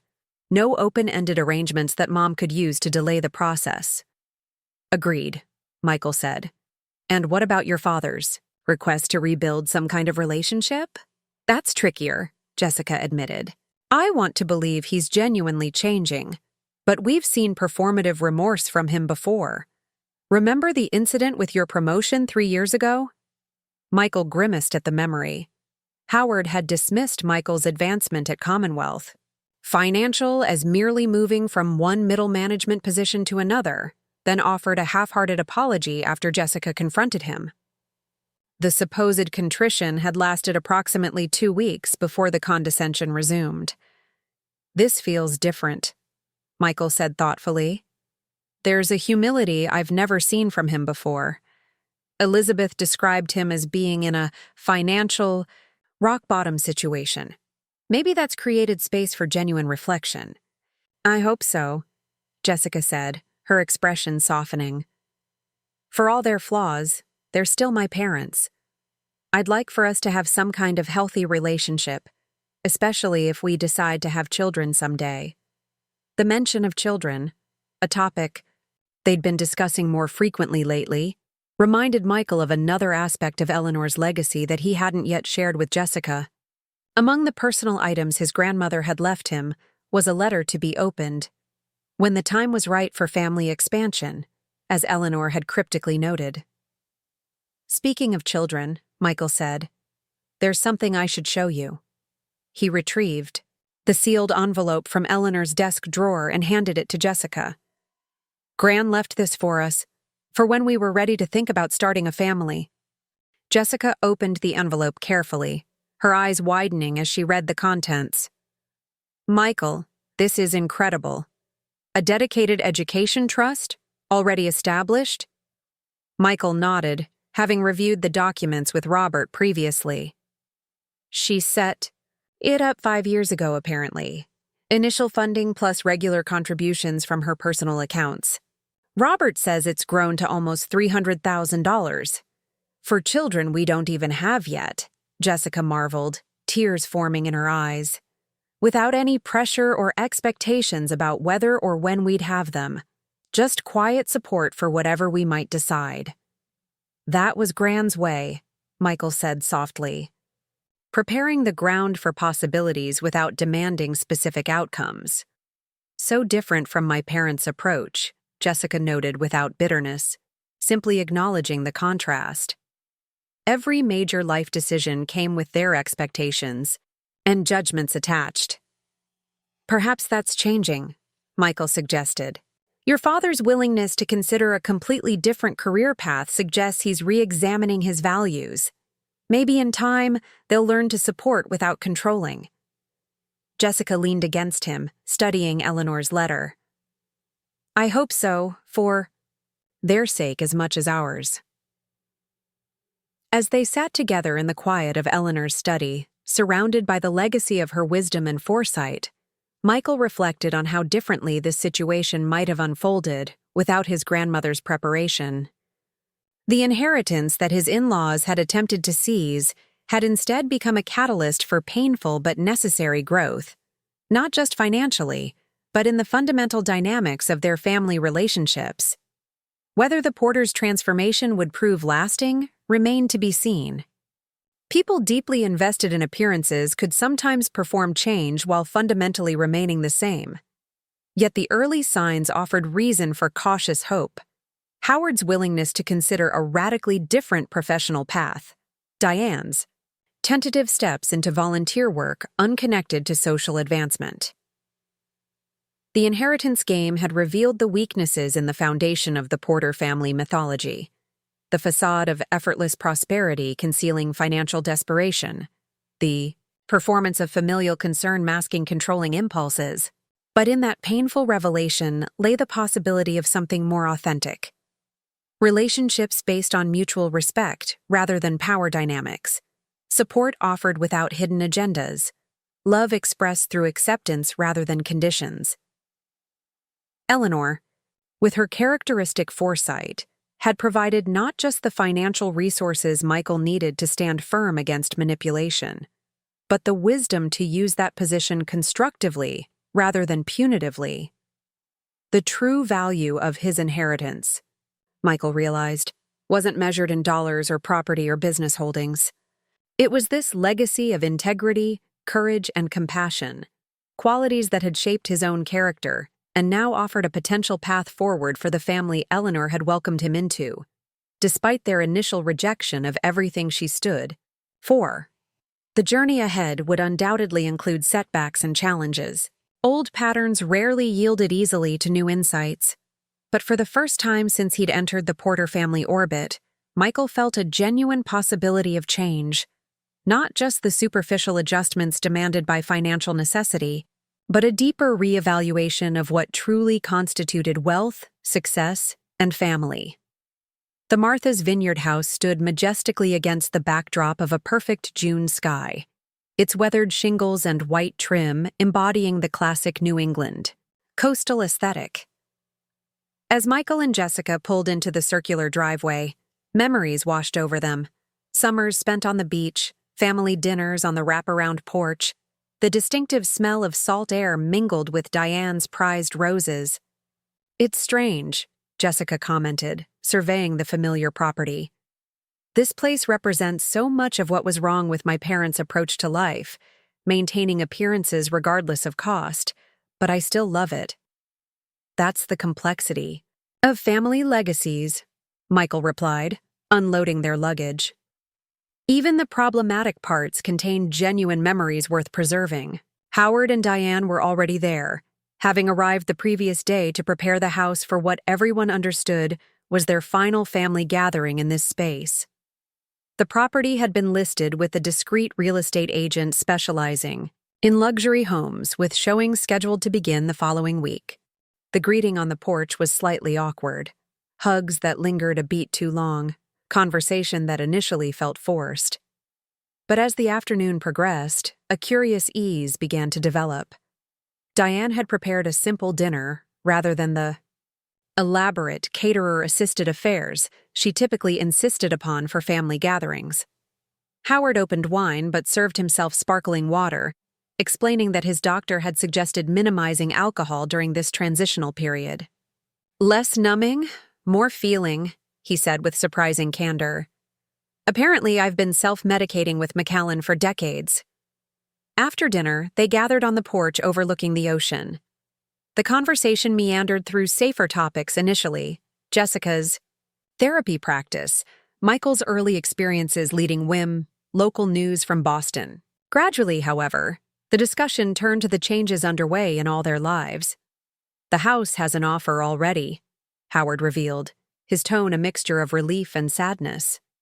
Above asking price, minimal contingencies. The buyers are a family, from Chicago, 3 children, looking for a summer place with history. That's wonderful, Jessica said gently, recognizing the emotional weight behind her father's matter-of-fact delivery. They'll create their own memories here. That's what the therapist said I should focus on, Diane admitted. Continuity rather than loss. This house exists beyond our time with it. How are you feeling about all the changes? Michael asked. The question directed at both Porters, but primarily Diane, who had always seemed more rigidly attached to their lifestyle. Diane considered the question with unexpected thoughtfulness. Honestly, it varies hour by hour. There's grief, certainly, mourning the life we constructed, even recognizing how artificial much of it was. But there's also relief. Relief? Jessica echoed, surprised. From the constant performance, Diane explained. The exhausting vigilance of always maintaining appearances, always worried about who's judging or measuring or comparing. I hadn't realized how much energy it consumed until I started letting it go. Howard reached for his wife's hand, a gesture of solidarity that seemed more authentic than their usually choreographed displays of affection. Elizabeth calls it the liberation of downscaling. Turns out having less can actually feel like having more. My volunteer work at the literacy program has been part of that, Diane continued. There's something profoundly satisfying about being valued for what you contribute, rather than what you represent. Those women I'm helping, they don't care what clubs I belong to or what my house is worth. They care that I show up consistently and treat them with respect. The vulnerability in this admission created space for deeper conversation. Howard spoke about his progress selling Porter and Associates. A buyer had been found who agreed to retain the existing staff and maintain the firm's client-centered approach. The sale would close in August, providing enough capital to resolve their remaining debts while leaving a modest sum for retirement. I start teaching at the Financial Literacy Foundation in September, he said, a hint of excitement breaking through his typically controlled demeanor. 2 courses initially, basic investment principles and retirement planning for low-income workers. Dad, that's wonderful, Jessica said warmly. You've always been a natural teacher, even if you didn't recognize it. Your grandmother told me the same thing once, Howard admitted, glancing at Michael. Years ago, at some charity function, she said I was wasting my talents chasing wealthy clients when I clearly had a gift for explaining complex concepts to ordinary people. This revelation surprised Michael. Gran never mentioned that conversation. Why would she? Howard shrugged. I dismissed her observation completely. Told her I wasn't interested in teaching for pennies when I could advise for millions.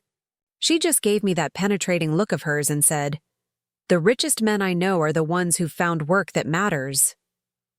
The conversation continued as darkness fell, the rhythmic sound of waves providing a soothing backdrop to this unprecedented family reconciliation. None of the old patterns were entirely absent. Diane occasionally slipped into passive-aggressive comments about their reduced circumstances. Howard sometimes reverted to mansplaining financial concepts, but there was also a new willingness to recognize these behaviors and adjust course. The following morning, Michael woke early and found Howard sitting alone on the beach, watching the sunrise. He hesitated, then joined his father-in-law on the weathered wooden bench. Elizabeth suggested I compile memories of this place, Howard explained, gesturing to the notebook beside him. Not to cling to the past, but to honor what was genuine amid all the pretense. Michael nodded, understanding the therapeutic approach. What's your favorite memory here?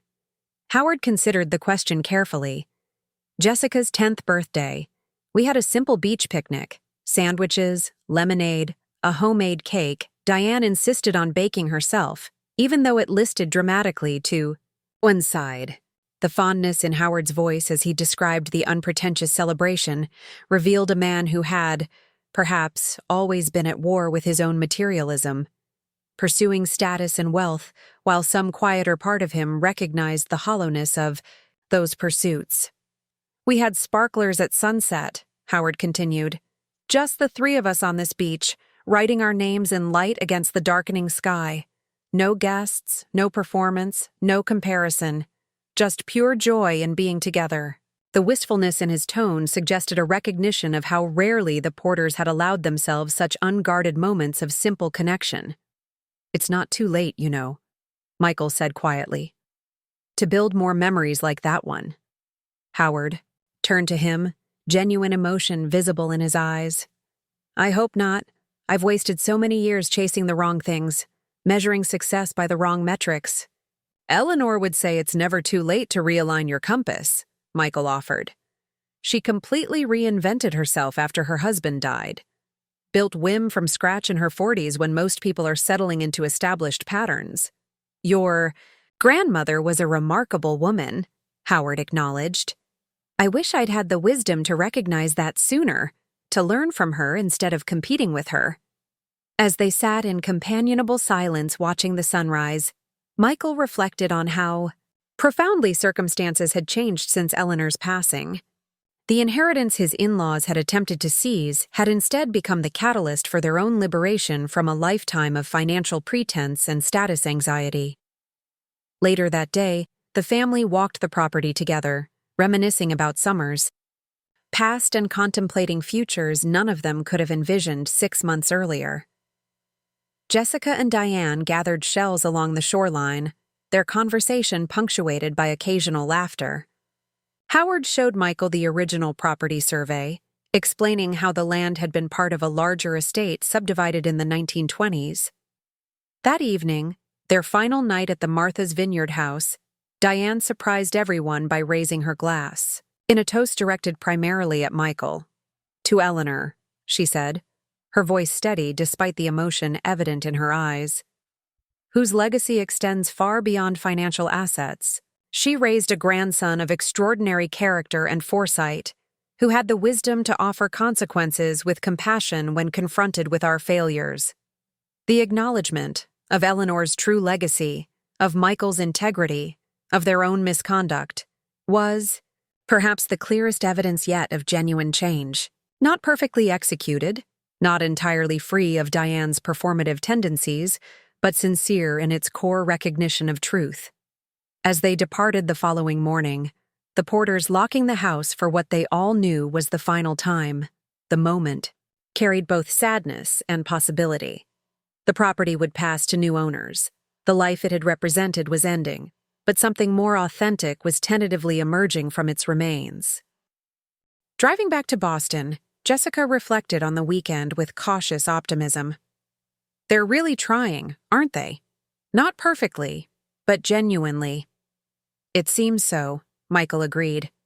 Financial rock bottom has given them something they never expected. A chance to discover who they are beyond the wealth and status they've hidden behind all these years. All because you had the courage to confront them with truth rather than enabling their deception, Jessica observed, squeezing his hand. Gran would be proud.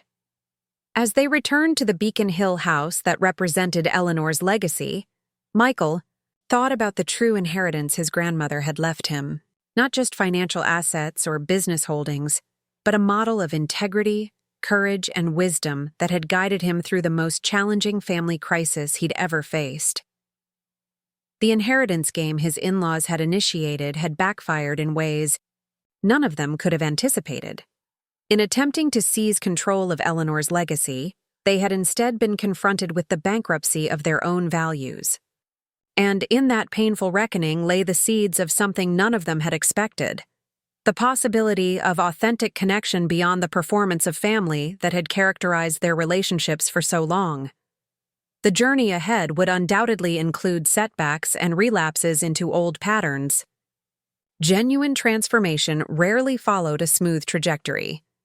But the foundation had been laid for something Eleanor would have valued far more than any financial asset: a family defined by honesty rather than appearance, by mutual support rather than power dynamics, by love expressed through respect rather than control.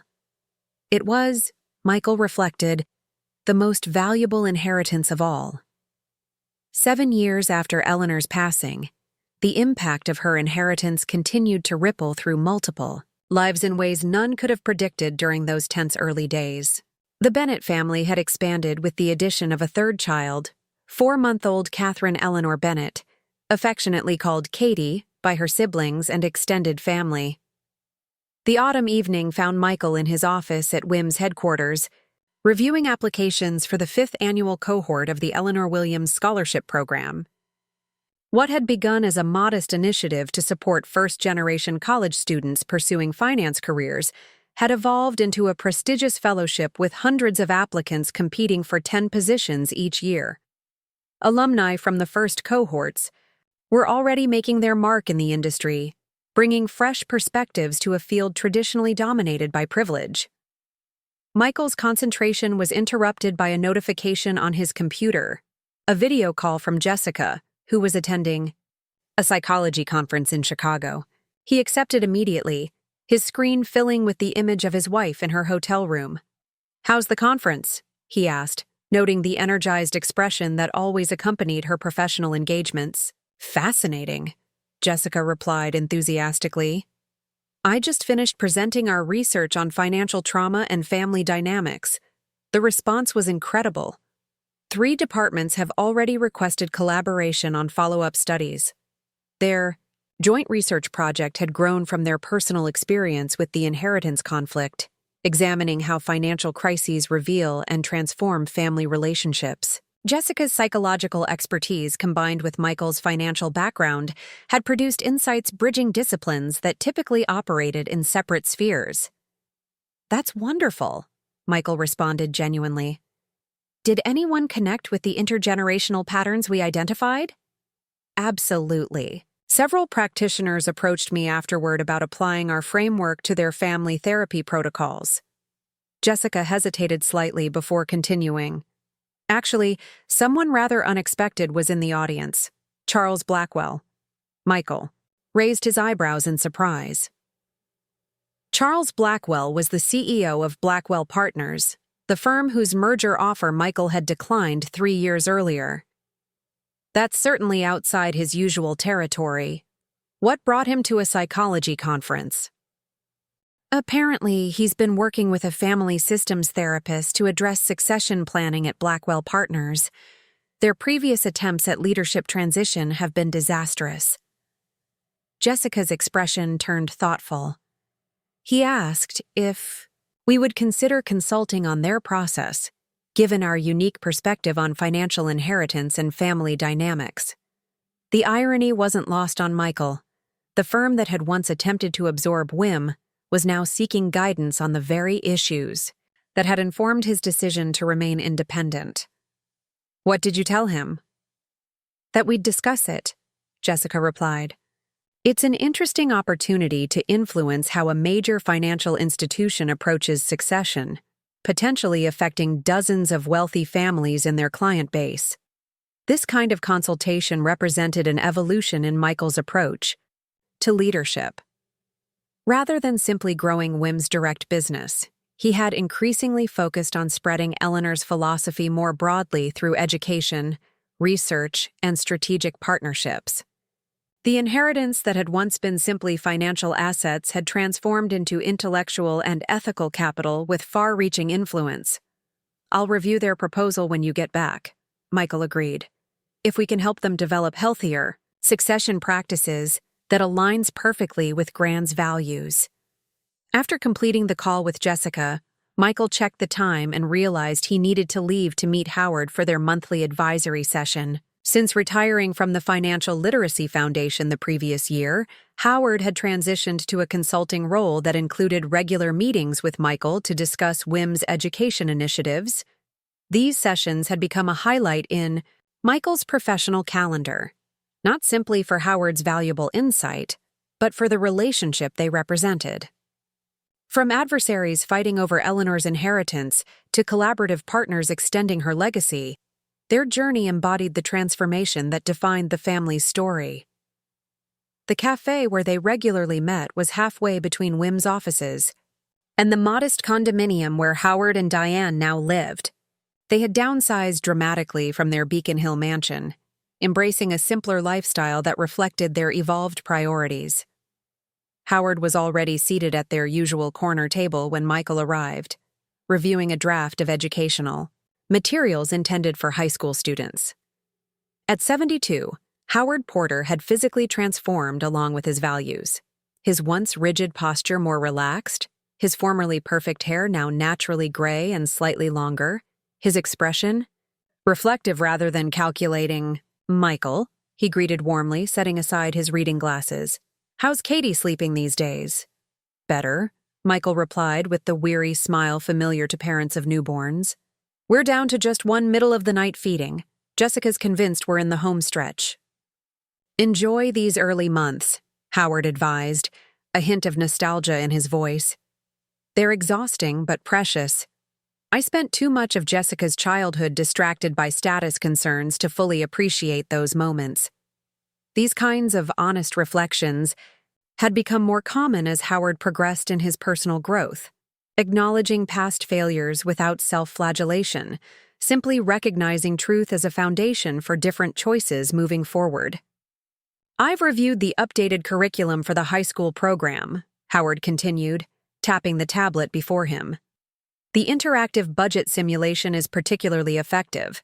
Students experiencing the consequences of financial decisions in real time will have far more impact than abstract concepts."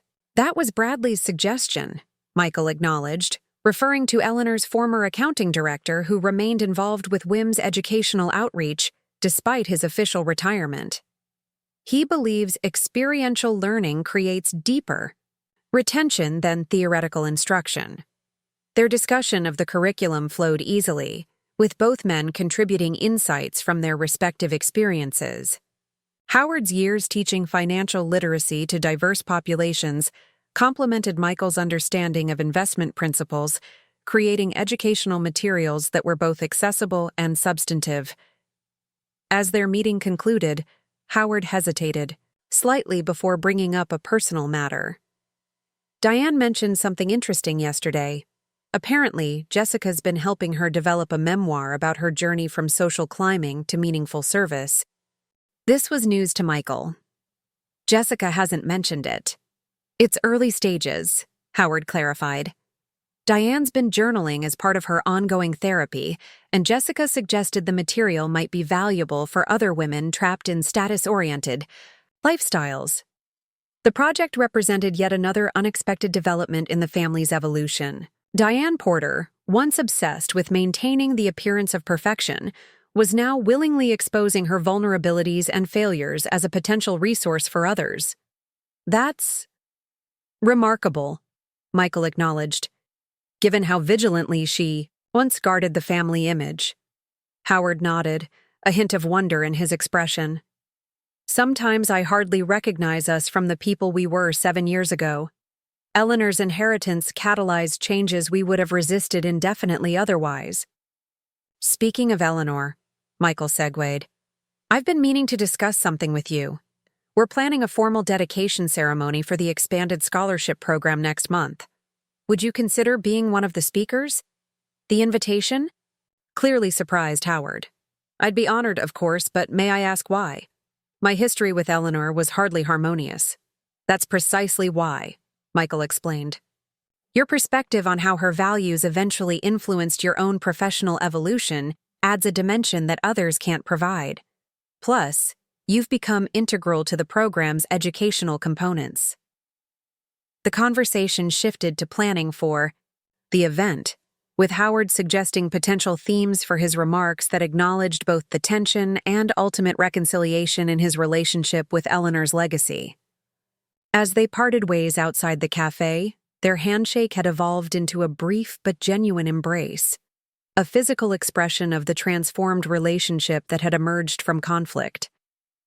Later that week, Michael visited Eleanor's grave, a ritual he maintained despite the passing years. The simple granite marker had weathered gently, its clean lines reflecting the straightforward integrity that had defined her life. Michael brought fresh flowers, replacing the fading arrangement Diane had left during her own recent visit. Another sign of how completely circumstances had evolved. "Katie's thriving," Michael reported, speaking aloud as he always did during these visits. "Ellie's appointed herself official big sister advisor, creating detailed lists of Katie's preferences and requirements that she updates daily. Thomas is slightly less enthusiastic about another sibling, but he's coming around now that Katie's smiling at him." The one-sided conversations provided Michael with a sense of continuity, a way of processing developments through the lens of Eleanor's wisdom. Though she was physically absent, her influence remained a guiding force in his decisions. "Jessica's research is gaining significant recognition," he continued. "The intersection of financial systems and family psychology turns out to be fertile ground for investigation. She's been invited to present at 3 international conferences next year." As Michael tended to the flowers, his thoughts turned to the upcoming dedication ceremony. The scholarship program is expanding again, 15 positions next year instead of 10. The first cohort is now fully employed, several in positions that traditionally went exclusively to graduates from privileged backgrounds. This aspect of Eleanor's legacy particularly satisfied Michael, creating pathways for talented individuals who lacked the social connections and financial backing that typically governed advancement in the financial industry. WIM itself had hired 4 scholarship recipients, and their fresh perspectives had already influenced the firm's approach to emerging markets and sustainable investment strategies. Howard's agreed to speak at the dedication, Michael added with a slight smile, imagining Eleanor's surprised approval. "He's become a surprisingly effective advocate for your approach to wealth, using it as a tool for positive impact rather than status reinforcement." The pleasant fall afternoon enveloped Michael in gentle warmth as he continued updating Eleanor on family developments. Thomas's budding interest in mathematics, Ellie's determination to learn chess, Jessica's consideration of reducing her clinical practice to focus more on research and writing. The comfortable flow of information reflected Michael's conviction that Eleanor somehow remained connected to these developments, that her legacy continued not just in business accomplishments or financial resources, but in the lived values of the family she had shaped. The following Sunday brought the monthly extended family dinner, now hosted at Michael and Jessica's home rather than rotating between households as it once had. These gatherings had expanded beyond immediate family to include key figures from Eleanor's life, Bradley and his wife, Robert and Margaret Taylor, several longtime WIM employees and their families, neighbors who had been Eleanor's friends for decades. What had begun as an obligation had evolved into a genuine community, bound together by connections to Eleanor and the values she had championed. The conversations that flowed around the extended dining table, currently accommodating 16 adults and 5 children, ranged from business developments to educational approaches, from community initiatives to political trends affecting financial regulations. Howard and Diane arrived promptly at 4, with Diane carrying a homemade apple pie rather than the elaborate catered desserts she once would have considered essential for maintaining appearances. Her entrance was momentarily delayed as she stooped to admire a painting Ellie had created, engaging the child in a detailed conversation about her color choices and inspiration.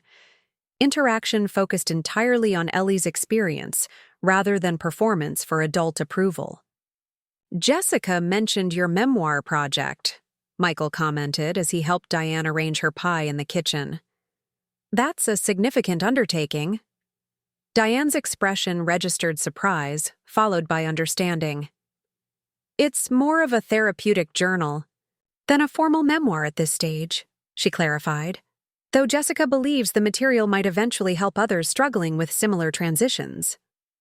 I think she's right, Michael affirmed. Authentic accounts of personal transformation are rare, especially from your demographic.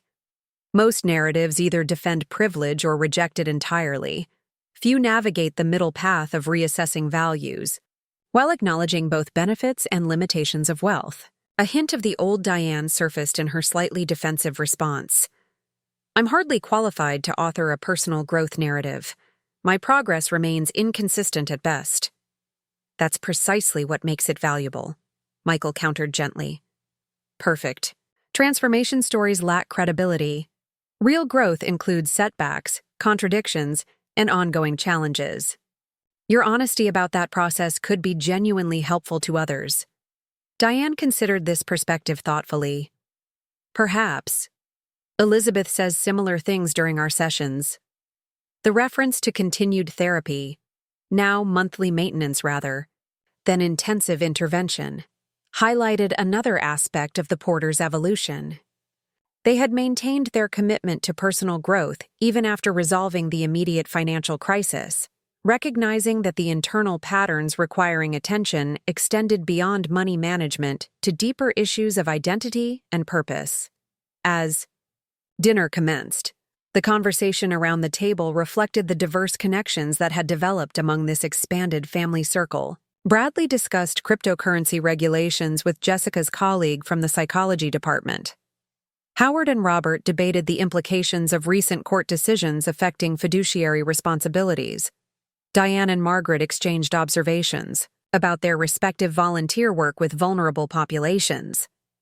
Michael, momentarily stepping back from active conversation to check on the children at their adjacent table, felt a profound sense of gratitude for the community that had emerged from what began as conflict. Eleanor's inheritance, the catalyst for exposing the fault lines in the Porter family's value system, had ultimately created space for more authentic connections than had ever existed during the years of recorded harmony and hidden tensions.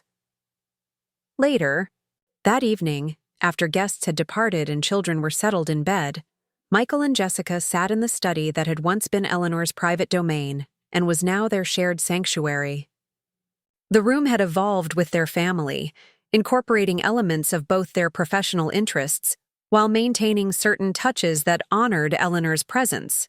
Her favorite reading lamp, the antique desk where she had taught Michael about investment strategies, the wall of leather-bound books she had collected throughout her life. I overheard something interesting today, Jessica mentioned as she reviewed notes for an upcoming lecture. Dad asked Bradley about potential volunteer opportunities at the scholarship program. Apparently, he's interested in one-on-one mentoring with first-generation students. Michael looked up from his tablet with surprise. That's a significant step. Direct service rather than curriculum development. Exactly, Jessica agreed. Moving from systems design to personal engagement, he mentioned wanting to get his hands dirty in the actual work rather than remaining at the theoretical level.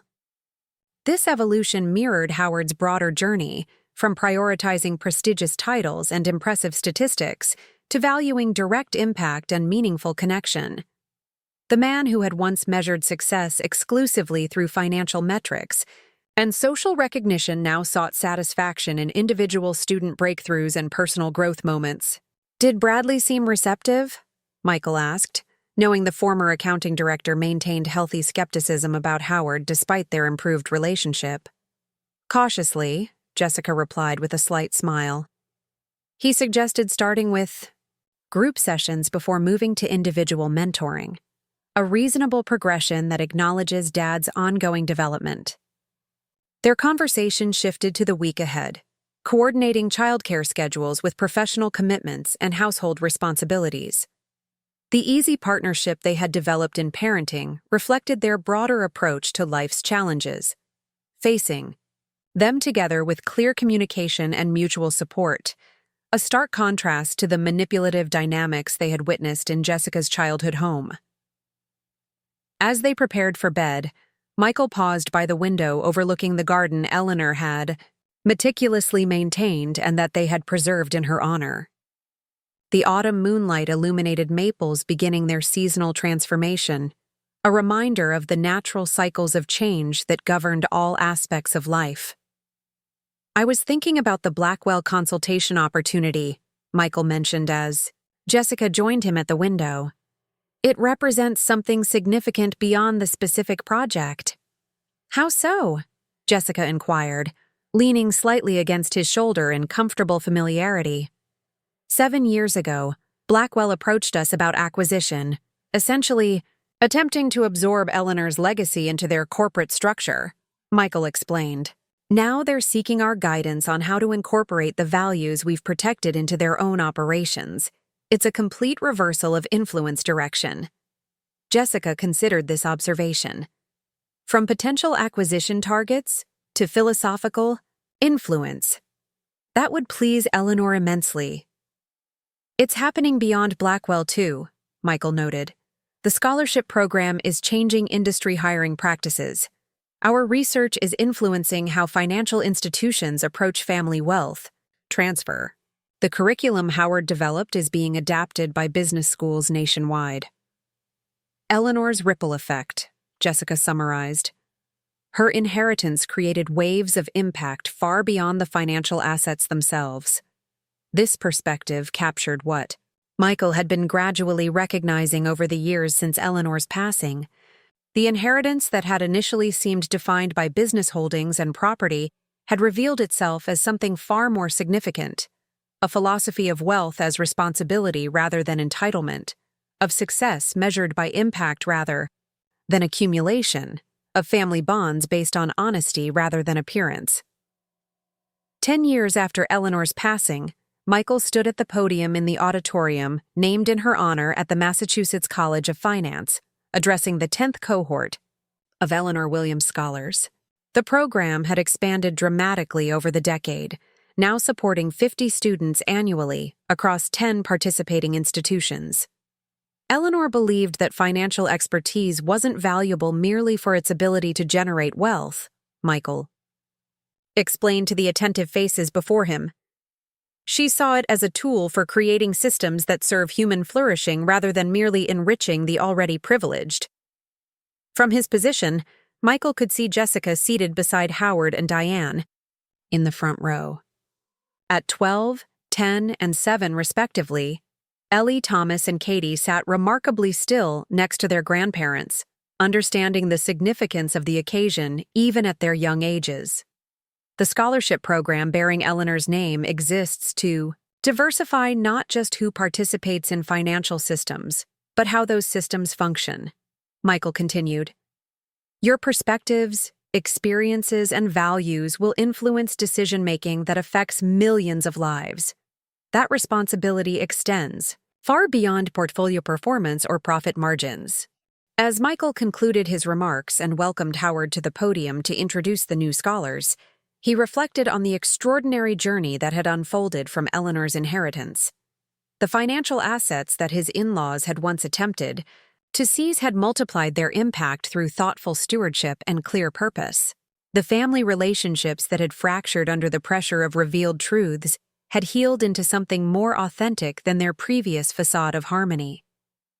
Eleanor's true legacy lived on, not just in buildings bearing her name or programs, funded through her generosity, but in the values now embedded in 3 generations of her family. Ellie's thoughtful approach to money, evident even at 12 in her careful saving for meaningful purchases rather than impulsive spending. Thomas's natural inclination toward sharing resources, organizing neighborhood charity drives with the same enthusiasm other children brought to collecting toys. Katie's emerging interest in how things worked, constantly questioning systems and processes with Eleanor's characteristic penetrating intelligence. The inheritance game that had begun with conflict over material assets had evolved into something none of them could have anticipated, a catalyst for profound personal growth, authentic family connection, and meaningful contribution to the greater good. Through painful but necessary confrontations with truth, through the challenging work of accountability and change, They had discovered wealth far more valuable than financial assets. The capacity for genuine relationship, for purposeful work, for lives aligned with deeper values than appearance or accumulation. As Michael joined his family following the ceremony, watching his children interact with their grandparents with easy affection, untainted by manipulation or performance, he felt Eleanor's presence more strongly than he had in years, not as a ghost or supernatural force, but as a continuing influence, a wisdom that had seen beyond immediate circumstances to plant seeds that would flower long after her physical departure. "Gran would have loved this," Ellie commented as they walked together toward the reception, her observation reflecting the family stories that had kept Eleanor's spirit alive for children who had never met her. "She does love it," Michael replied, speaking in present tense deliberately. "Through all of us choosing to embody what she valued most, integrity, courage, and using whatever resources we have to create something meaningful beyond ourselves.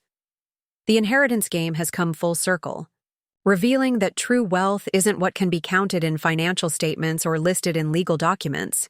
It lives in the values transmitted through example, cultivated through challenges, and expressed in lives that prioritize meaning over appearance, connection over control, and the courage to grow beyond comfortable limitations." In his children's curious questions, in Jessica's compassionate wisdom, in Howard and Diane's hard-won humility, and in his own continued commitment to Eleanor's principles, Michael recognized the ultimate truth about inheritance. The most valuable legacy isn't what we possess, but who we become, and the ripples of influence that extend outward from that authentic being into a future we can shape but never fully know. Looking for more? We've got 2 amazing stories ready for you right on screen. If this one touched you, these are absolutely worth your time. Click to watch them now. And hey, subscribe and hit that bell to never miss our latest uploads.